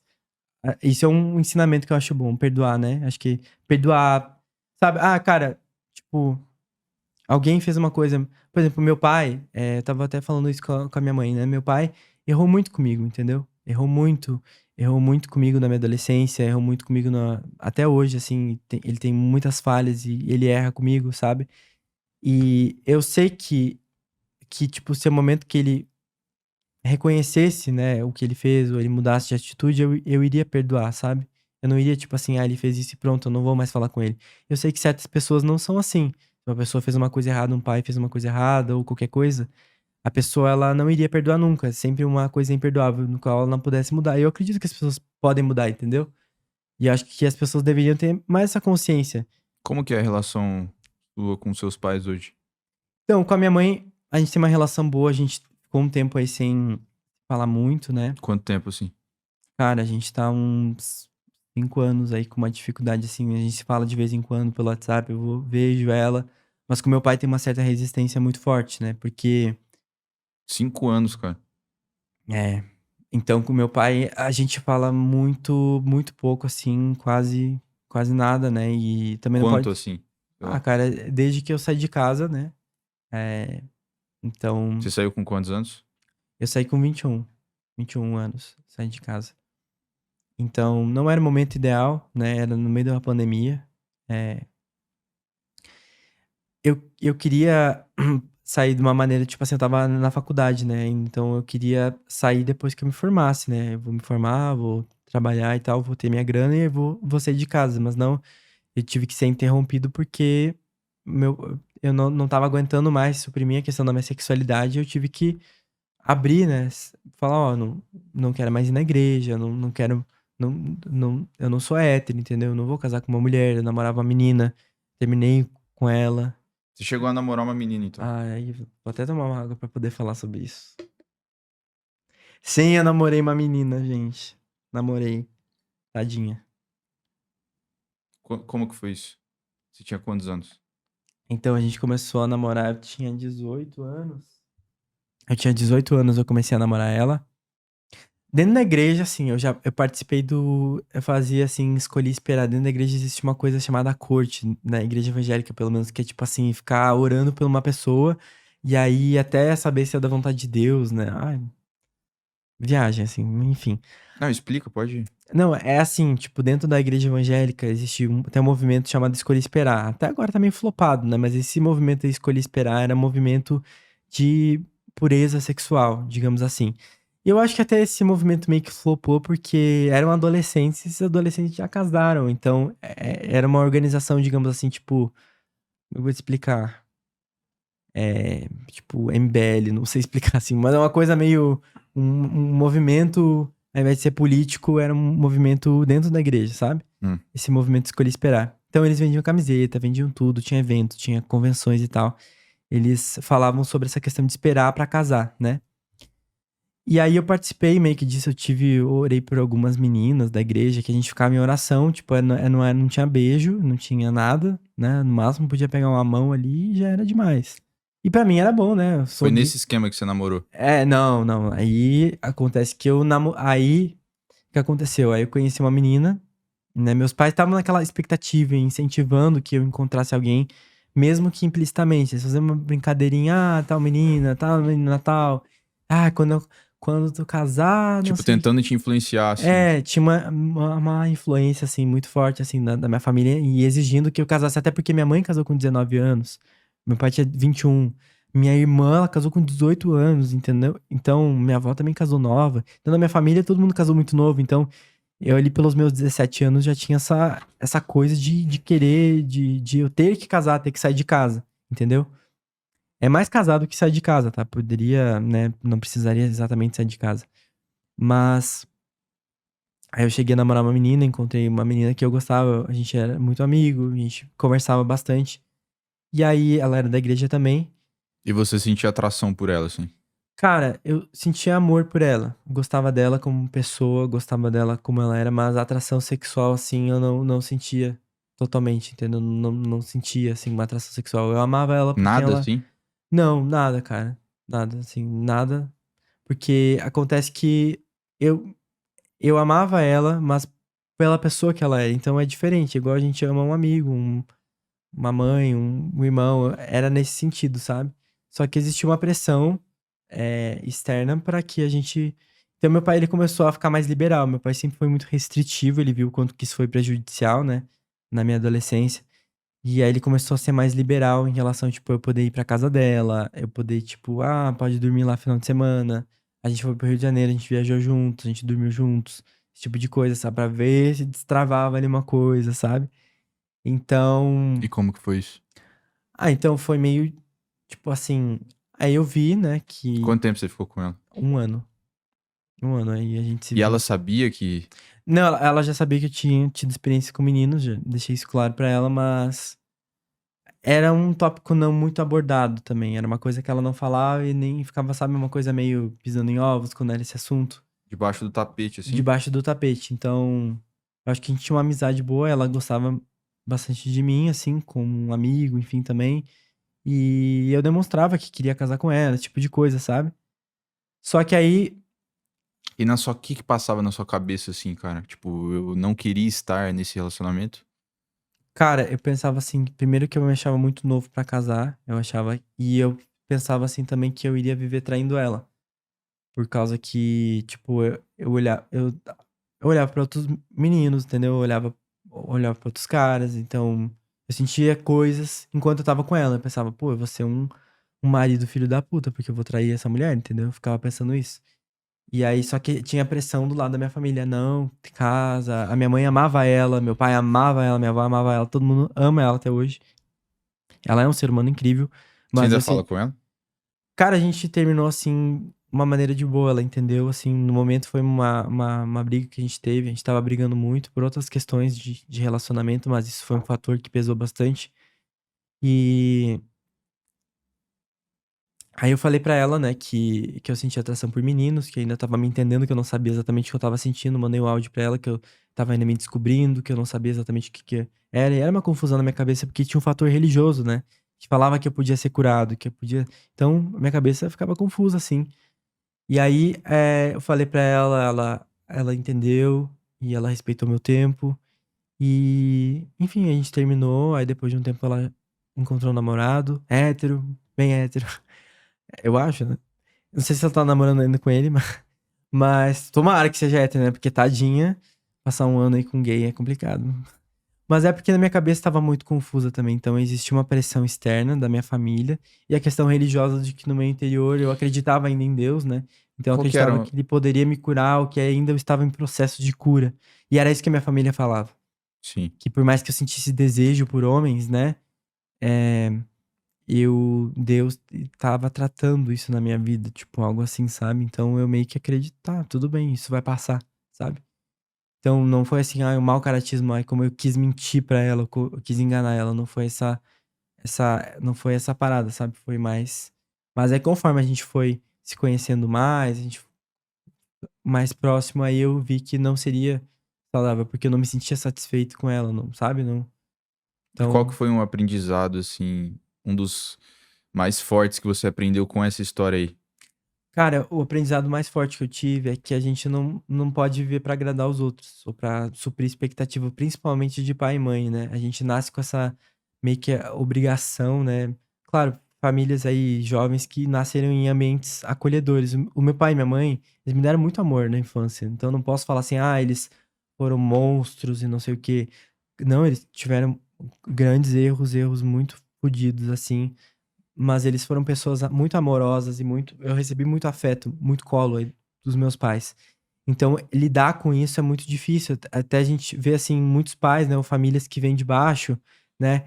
E aí o filho, ele cresce financeiramente, ele cresce na profissão, ele tem a necessidade de ter que ajudar os pais, de ter que, nossa, vou fazer tudo pelo meu pai e pela minha mãe, vou, sabe, dar um jeito.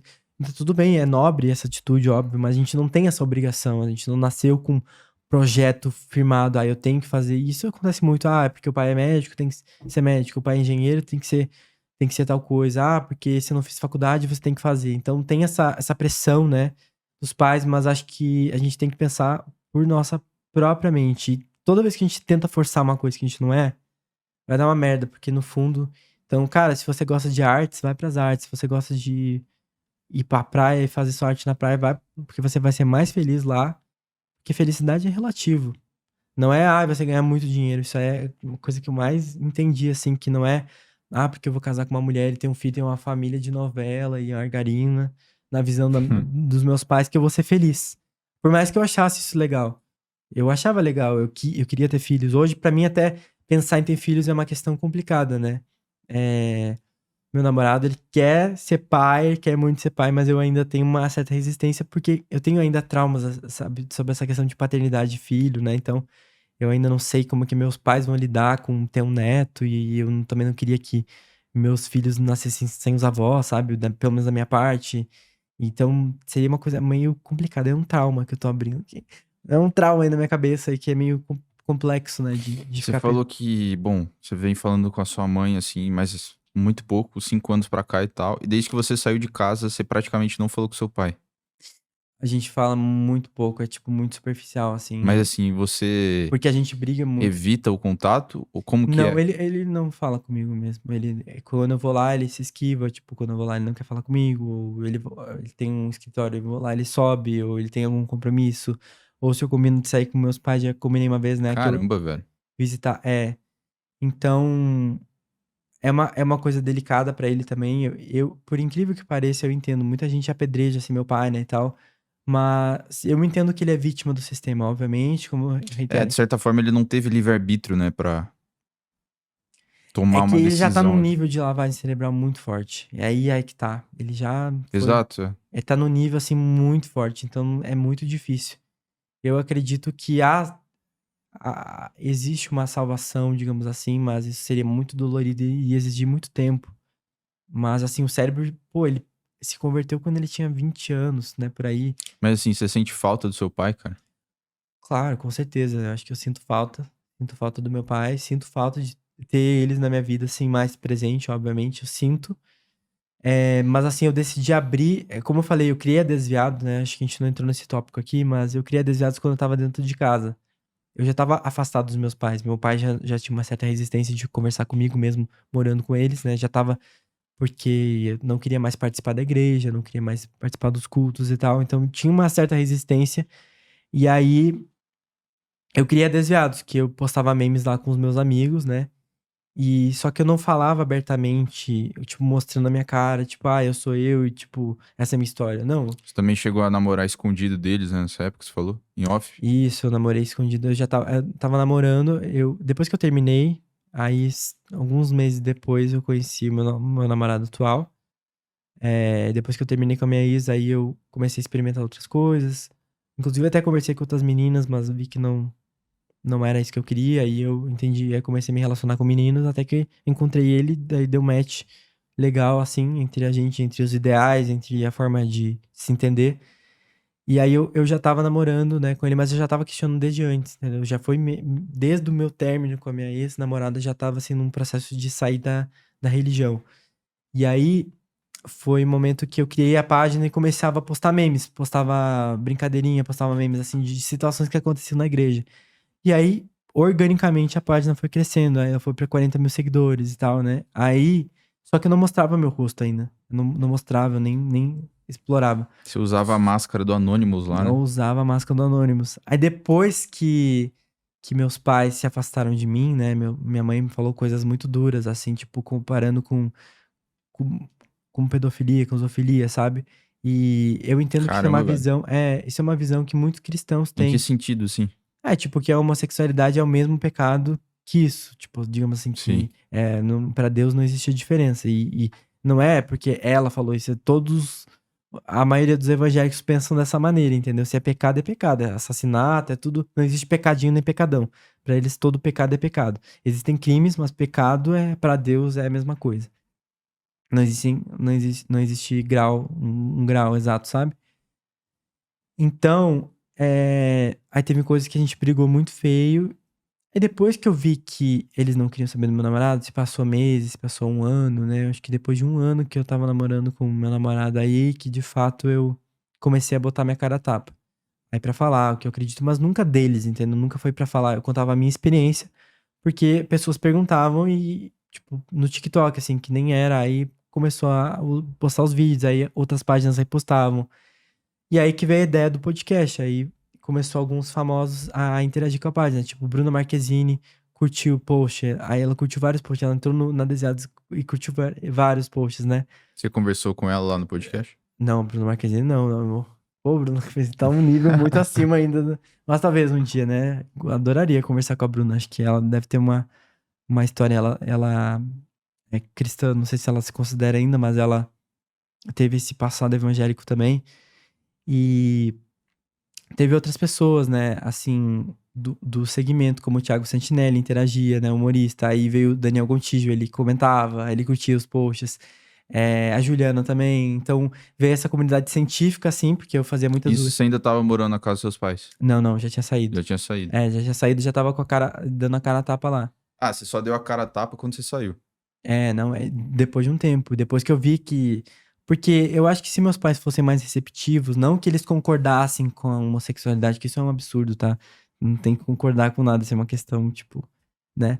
Mas não que eles concordassem ou não, mas digamos assim, que eles pelo menos respeitassem, entendessem que meu namorado faz parte da minha vida e que eles têm que respeitar. Se tivesse pelo menos esse mínimo, eu acho que eu não teria coragem de colocar minha cara a tapa, sabe? Sim. Eu acho que, tipo, eu pensei, foda-se se eles não querem saber de mim e não importa o que eu falar. E também meus pais me deram um follow quando eu postei minha primeira foto com meu namorado. Não tinha nada, não falava sobre religião, não afrontava Pararam nada. de te seguir? Eu postei uma foto no Stories e aí meu pai me deu um follow e minha mãe também. Aí eu pensei, quer saber? Foda-se. Aí eu bloqueei umas pessoas da igreja e fui falar sobre o cristianismo, né? Não sobre as minhas visões. E aí aconteceu que aí veio até recentemente, tipo, o Google Gloss me seguiu. Não sei, ele Não curtiu. conheço. O Hugo Gloss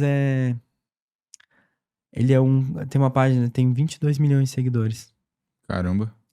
Ele fala sobre celebridades e tal. Aí ele seguiu, aí eu comecei a ver, pô, cara, meu trabalho tem, o que eu falo aqui pode ter uma importância muito grande, isso pode virar uma coisa. E eu não sei tudo, entendeu? Eu comecei isso de uma maneira muito orgânica, comecei de uma maneira muito assim, tipo, não sabendo como começar, como fazer. Foi abrindo a boca falando as ideias que eu pensava. E, tipo, o que eu pensava e via que isso tava ajudando e colaborando com outras pessoas. E, tipo, cara, é isso. A gente falando, cara, é isso. Tá falando, faz sentido pra mim. E tá me ajudando. E, enfim, aí eu fui vendo que isso poderia virar uma coisa. Nunca. Também não foi uma coisa assim, eu vou fazer isso pra ficar famoso, pra ganhar dinheiro. Porque não dá pra ganhar dinheiro ainda. Nunca vi assim, podcast, por exemplo, deu mais prejuízo pra mim do É que. difícil, cara, ganhar dinheiro Dá com mais podcast. prejuízo. Principalmente no segmento meu. É, que é religião, né? Marcas têm dificuldade, mas até conseguiu uma publi de uma empresa de sex shop, Pente Nova, né? Fez aí uma colaboração com a gente, que aí a gente, como a gente fala de sexualidade também, aí foi uma empresa aí que apoiou e Pente Nova também, pô, é uma empresa muito boa aí, que ela é mente aberta, e tem outras aí também que são marcas que são mais abertas, assim, Legal, legal. Falando da sua relação com os seus pais, cara, você acha que é possível ter redenção de ambas as partes, assim? Cara, é uma coisa que eu vejo que é difícil, muito difícil. Eu vejo aí muitos filhos, né, que têm pais crentes que têm essa dificuldade ou ficar na expectativa de que os pais vão mudar. A gente não pode ficar esperando também que eles vão mudar, principalmente quem já tem uma cabeça muito enraizada e formada, porque as pessoas, depois de uma certa idade, isso é uma percepção minha, mas depois de uma certa idade a pessoa ela não acaba mudando de opinião, sabe? Isso é uma coisa que eu não quero pra mim. Eu acho que eu quero estar sempre me reinventando e sempre aprendendo coisas novas e sempre podendo ter a possibilidade de pensar diferente, sabe? Mas quem veio desse ambiente conservador, assim, tem ideias muito fechadas. Então, Mas que nem você tem 25 anos hoje, você falou, né? é. Você acha que até. Pô, você tem muitos anos de vida ainda, né? Na sua vida, Pô, eu assim. torço que sim, Você acha cara. que algum dia não é possível que. É que você não conhece meu pai. É, eu não conheço, por Não isso que eu tô conhece meu pai, perguntando. mas meu pai ele é uma pessoa muito inteligente, assim, ele sabe muito de teologia, ele lê muito, ele é um cara muito culto, ele sabe muito do que ele tá falando, mas obviamente a base a pessoa pode ser inteligente pra qualquer coisa, existe muitos diferentes tipos de inteligência, tanto pro bem como pro mal, aí vai do seu juízo de valor aí. Mas dentro do mundo dele, ele é inteligente, ele é respeitado pelas pessoas. Então, ele já tem um nível de conhecimento muito formatado, entendeu? Sim, Então, sim. desfazer tudo isso é um processo muito grande. A E, psicologia fala, né, que quanto mais conhecimento e conexões você faz sobre um assunto, mais difícil vai ser de voltar atrás, né? né, cara, é muito complicado. E foi difícil pra mim, até porque, imagina, eu nasci nesse ambiente, sendo criado, acreditando em Deus e tudo isso. Então, desfazer tudo isso foi muito muito complicado. Eu tenho uma música que eu falo sobre isso, que é Desfaça os Nós, né? Que é a capa da minha música, eu rasgando uma Bíblia, né? E eu uso o anel que meu pai me deu. Eu uso um anel na capa, que é um anel de um leão, que é o Alfa e Ômega. Ele me deu, que é o leão de Judá, né? E ele tem uma pedrinha de rubi no olho do leão, assim, cara. É um anel todo de ouro. Aí eu usei na capa da música, né? Porque ele disse, ele me deu com 15 anos e falou que aquilo ali seria o meu ministério, tipo, que eu iria ser pastor e que eu iria é, meio que suceder o que ele começou. Realmente ele queria que você seguisse, né, Ele os queria. caminhos, assim, né, da igreja. Sim, ele disse que Deus queria isso, não ele, né? Que era uma coisa. Mas no fundo, né? Como eu não acredito em Deus, então pra mim é uma intuição pessoal dele, né? Um desejo dele, né? Então, muito do que se fala, ai, Deus me falou, eu acho que é a própria pessoa raciocinando. É a minha visão, porque até eu acreditava que Deus falava comigo. Eu tive experiências na igreja que eu considerava na época serem sobrenaturais. De Deus falar comigo, ou de ouvir coisas, ou de ouvir coisas, sabe? E eu não julgo, eu acho que existem experiências.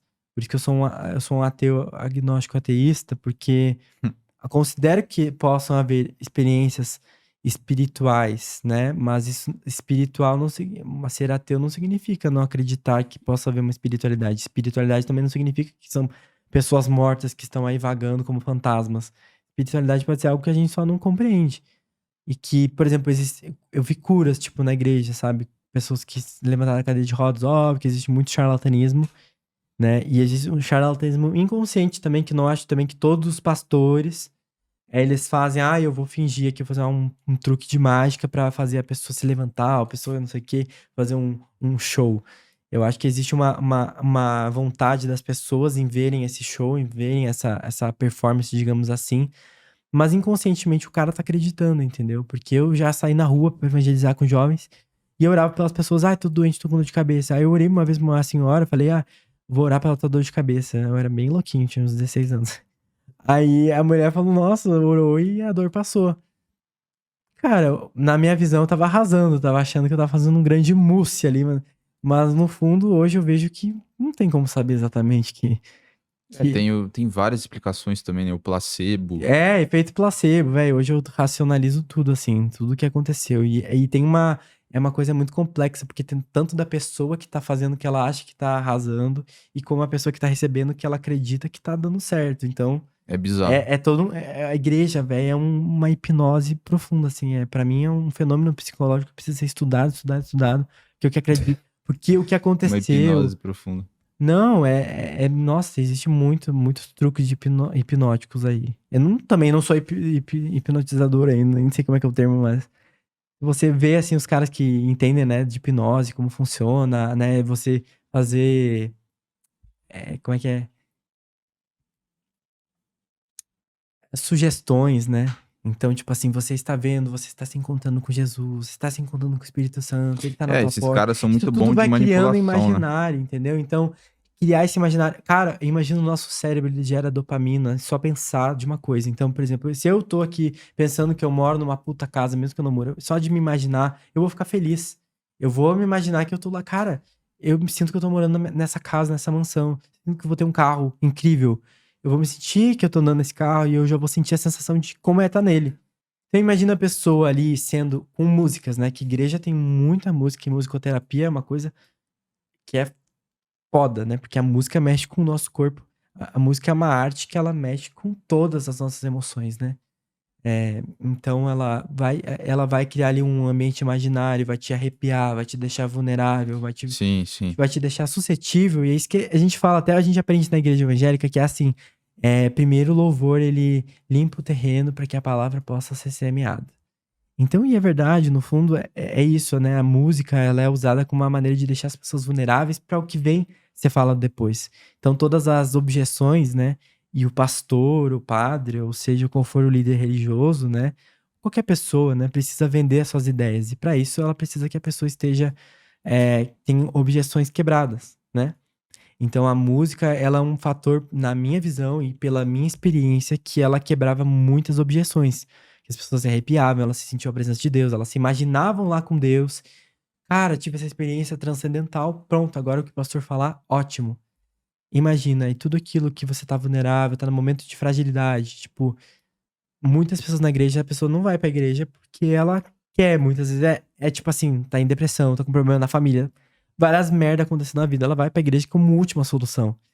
Ela já tá vulnerável, vem todo aquele ambiente e fora aqui, dentro da igreja, a pessoa vai ser amada, vai ser cuidada, as pessoas vão se importar contigo, vão te abraçar. Pô, É muito sedutor, né, cara? é sedutor demais. Tudo é arquitetado de uma forma que é muito bom, assim, né? E ela tá se reinventando cada vez mais, né? A gente vê a igreja de parede preta, hoje pode tatuagem, é, hoje, tipo, sabe, a pessoa pode se vestir de um estilo diferente, tem músicas mais animadas, tem luz, tem fumaça, tem. Nossa, tem até só de italiano em algumas igrejas, assim, então Virou um show business, né? virou um show business, né? Então virou, assim, uma coisa muito, né, pra fazer as pessoas se prenderem naquele ciclo, né? E que é positivo em alguns momentos, mas o que está por trás disso é muito perigoso. Não só para as pessoas que estão ali, mas de modo geral para todo mundo, entendeu? Porque se a gente não tiver o pensamento crítico de questionar o que alguém fala e se detém como verdade absoluta, porque, tipo assim, eu não me coloco, nem tenho essa proposta, pretensão de ser um cara, e agora que eu sou ateu, você tem que ser ateu também. Ou se você não acredita, sabe? Você tem que não acreditar na Bíblia também. Não, cara, você pode acreditar no que você quiser e ser livre para ter as suas próprias experiências e suas próprias crenças. Agora, eles se colocam nesse papel. Existe muito dentro desse meio como se colocar nesse papel de detentores da verdade. Então, isso é muito perigoso. Isso existe em muitos meios, não só na igreja. Mas as pessoas precisam aprender a ter esse discernimento E aí que crítico. entra a educação, né? Velho, é aí que vem a educação, vem tipo, crime, assassinatos, essas coisas. Cara, é trabalho, muitas questões. Pô, nosso sistema educacional tá muito atrasado, né? Tipo, agora, principalmente com inteligência artificial, agora estão barrando, já vi escolas que estão barrando IA, barrando celular para as pessoas não usarem, ao invés de usar junto para a criança aprender e treinar as habilidades junto, né? O que que faz o ser humano ser melhor que uma máquina hoje? Então, certas coisas assim que a gente tem que evoluir A muito ainda. educação brasileira é uma piada, né, cara? Eles estavam aprovando lá, nem sei se passou, né, o negócio do celular que não pode, né, utilizar. Enfim, eles estavam querendo passar isso. E aí, o dever de casa é feito online. Quer dizer, qual que é o sentido disso, né? É uma hipocrisia absurda que tem na própria educação brasileira, assim. E, cara, eu, sinceramente, eu não vejo melhorar muito rapidamente, não, velho. Do É, jeito que tá complicado. eu tô agora conhecendo, também não sei muito, mas é o Solar Punk, né? Que é uma ideia de. Tem a distopia e a utopia, né? Mas tem essa busca aí do Solar Punk, que é a união da tecnologia com a natureza e pensando no futuro positivo. Não acho que a gente atingiria completamente o Solar Punk na vida, acho que a gente tá mais pra um Cyberpunk, sendo pessimista, mas acho que a gente precisa ser mais. Tentar pensar que a gente precisa, como humanidade, estar cada vez mais junto, sabe? Cada vez mais pensando que a gente é uma espécie e se unindo cada vez mais. Porque dentro da igreja é um fator que eu vejo e faço as comparações do que eu aprendi lá e que eu acho que é de bom e por isso que tem tanta gente. É a religião que tá mais crescendo, tem projeções aí, fala que até 2035 os evangélicos vão passar os católicos. É, eu acredito que tem essas coisas boas, que é a questão desse clube, né, das pessoas se apoiar, pô, elas se enxergam como irmãos, se ajudam, né? É uma comunidade, isso é bom, isso é benéfico, é uma coisa que as pessoas precisam aprender mais. Tem esse lado ruim, obviamente, de não poder pensar por conta própria, mas se a gente pensar no futuro positivo que pode ter uma união das máquinas com o ser humano e pode a gente conseguir progredir nesse sentido, vai ser melhor pra gente pelo menos pensar que isso pode ser possível do que só jogar a toalha e pensar assim, ah, vamos deixar as Big Techs tomar tudo, vai virar uma distopia isso aqui, e foda-se, sabe? Então, a gente tem que ter medo, obviamente, em algumas coisas, mas a gente tem que tomar atitudes em prol de unir as duas coisas e pensar que é possível. Eu nunca vejo como uma ameaça total. Acho que ainda a gente tá num caminho que só vai depender do ser humano. Essa é uma merda, né? Mas Pois só é, depender do ser pois humano é é. uma merda, mas aí é que a gente tem que melhorar o que que é ser humano. A gente tá aprendendo ainda a saber o que que é ser humano. Essa revolução aí da IA é o que faz a gente refletir muito, né? Talvez essa pergunta não tenha resposta também, né, cara? Agora, Betuel, pra gente puxando mais pro final, cara, eu queria saber de você, assim, fazer uma pergunta. Você, tendo toda a sua história de vida, né? Que, pô, você sofreu bastante, cara. Escutando, assim, sua história em relação à sua família, né? O ambiente onde você cresceu, as suas histórias recentes agora. Você acha que dentro da vida, existe mais felicidade ou dor e sofrimento? Então, aí depende, né? Tem um fator aí de recursos também, né? Porque quem tem mais recursos normalmente pode ter Tá, mais mas sem, acesso. sem fugir da pergunta, assim, de forma geral. Não, tô fugindo. Eu acho que existem que existe partes boas e existem partes ruins. Tem pessoas que vão sofrer mais do que outras. Tem pessoas que têm vidas mais felizes do que outras. E aí tem toda uma questão aí cultural, capitalismo, várias coisas que acabam interferindo nisso, né? Porque a felicidade também é algo relativo. O que é felicidade pra mim talvez não seja pra você. Tem pessoa que é feliz no simples, né? Ela, por exemplo, como artista, né? Eu gosto muito de arte, eu gosto muito de música, né? O que me faz feliz e o que me deixa muito feliz, assim, não é assim, ah, eu quero ter uma casa. Obviamente quero, mas não, o que me deixa mais feliz é fazer música, é escrever composições, é poder verificar minhas músicas, é ver elas ficando prontas, é ver a minha arte saindo do papel, sabe? Ver outras pessoas ouvindo as ideias que eu tenho pela arte, isso me deixa muito feliz. Agora, pra outra pessoa, ai, foda-se a arte, sabe? Eu não tô nem aí, o que eu quero mesmo é ter uma casa, um carrão. Ou pra outra pessoa, a felicidade é viajar. Pra outra pessoa, ter o mínimo é ter saúde, é ter acesso às coisas, entendeu? Então a felicidade ela é muito relativa. Eu acredito que a questão de ter recursos ou não é um fator que vai deixar, que interfere bastante. Então, na vida nós temos partes ruins e partes boas, mas também não acho que é o grande momento. Também concordo com a Fernanda Torres numa coisa que ela falou, que as pessoas vivem esperando o grande momento. Eu acho que o grande momento às vezes é todos os dias, né? Momentos simples do dia a dia, mas também não posso ser positivo tóxico aí, porque Certo, mas dando uma das respostas, então. Há mais sofrimento ou há mais felicidade? eu não sei responder essa pergunta, cara. É o que eu disse, eu acho que é uma pergunta muito forte para uma resposta tão simplória. Pra responder só se há mais ou menos. E depende muito, é muito variável. Essa é a minha visão, depende. Mas dê uma resposta assim que você queira dar, sabe? Sem pensar nas consequências. Não, não tô pensando nas consequências, não. A que eu dei foi a que eu, a que eu acredito mesmo. Acho que depende. Depende do nível que a pessoa tá, mas acho que na vida tem sofrimentos e vitórias. Acho que tem as duas coisas.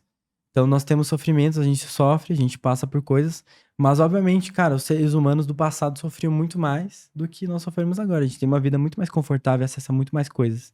Imagina o tanto que o cara tinha que sofrer pra poder ter uma coisa. Hoje ainda se fala, hoje é muito difícil a geração Z conseguir adquirir o próprio imóvel.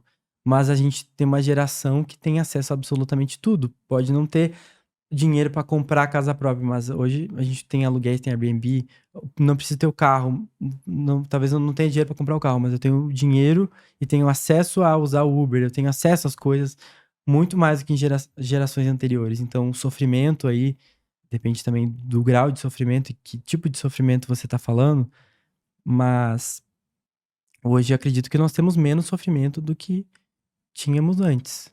Beleza. Betuel, brigadão, cara, pela Valeu. presença, pelo papo aí. É isso, gente. E Podem acompanhar Desviados isso lá. que eu ia falar, divulga suas redes pessoal nessa câmera aqui, por favor, cara.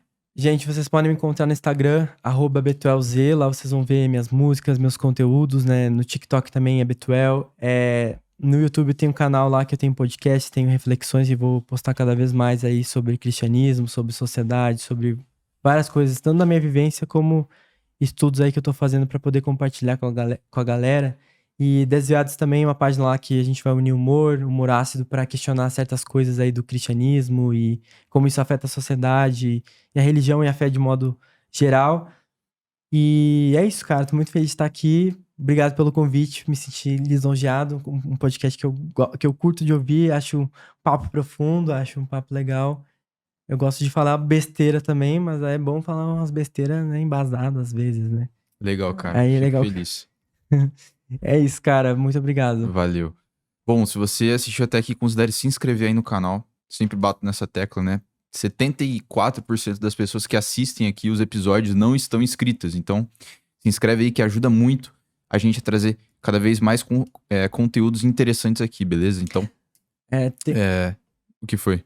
Tem uma coisa aí que em junho eu vou ter um lançamento de uma música e clipe que é com a Clara Tanuri, né? Aquela que rasgou a Bíblia no meu podcast, que desenhou a bandeira LGBT lá no meu podcast. A gente vai lançar uma música agora em junho, que é Escolhi Esperar, que é uma música, uma crítica aí à questão de escolher esperar pra casar e tal. Então, fiquem atentos aí no meu YouTube que vocês vão ver aí, que vai ser bem legal. Tem tudo a ver aí com o podcast que a gente conversou hoje. Boa. Então, se inscreve aí, é muito importante também. Vou deixar o Instagram do Betuel na descrição. Segue ele lá e até o próximo episódio. Tchau.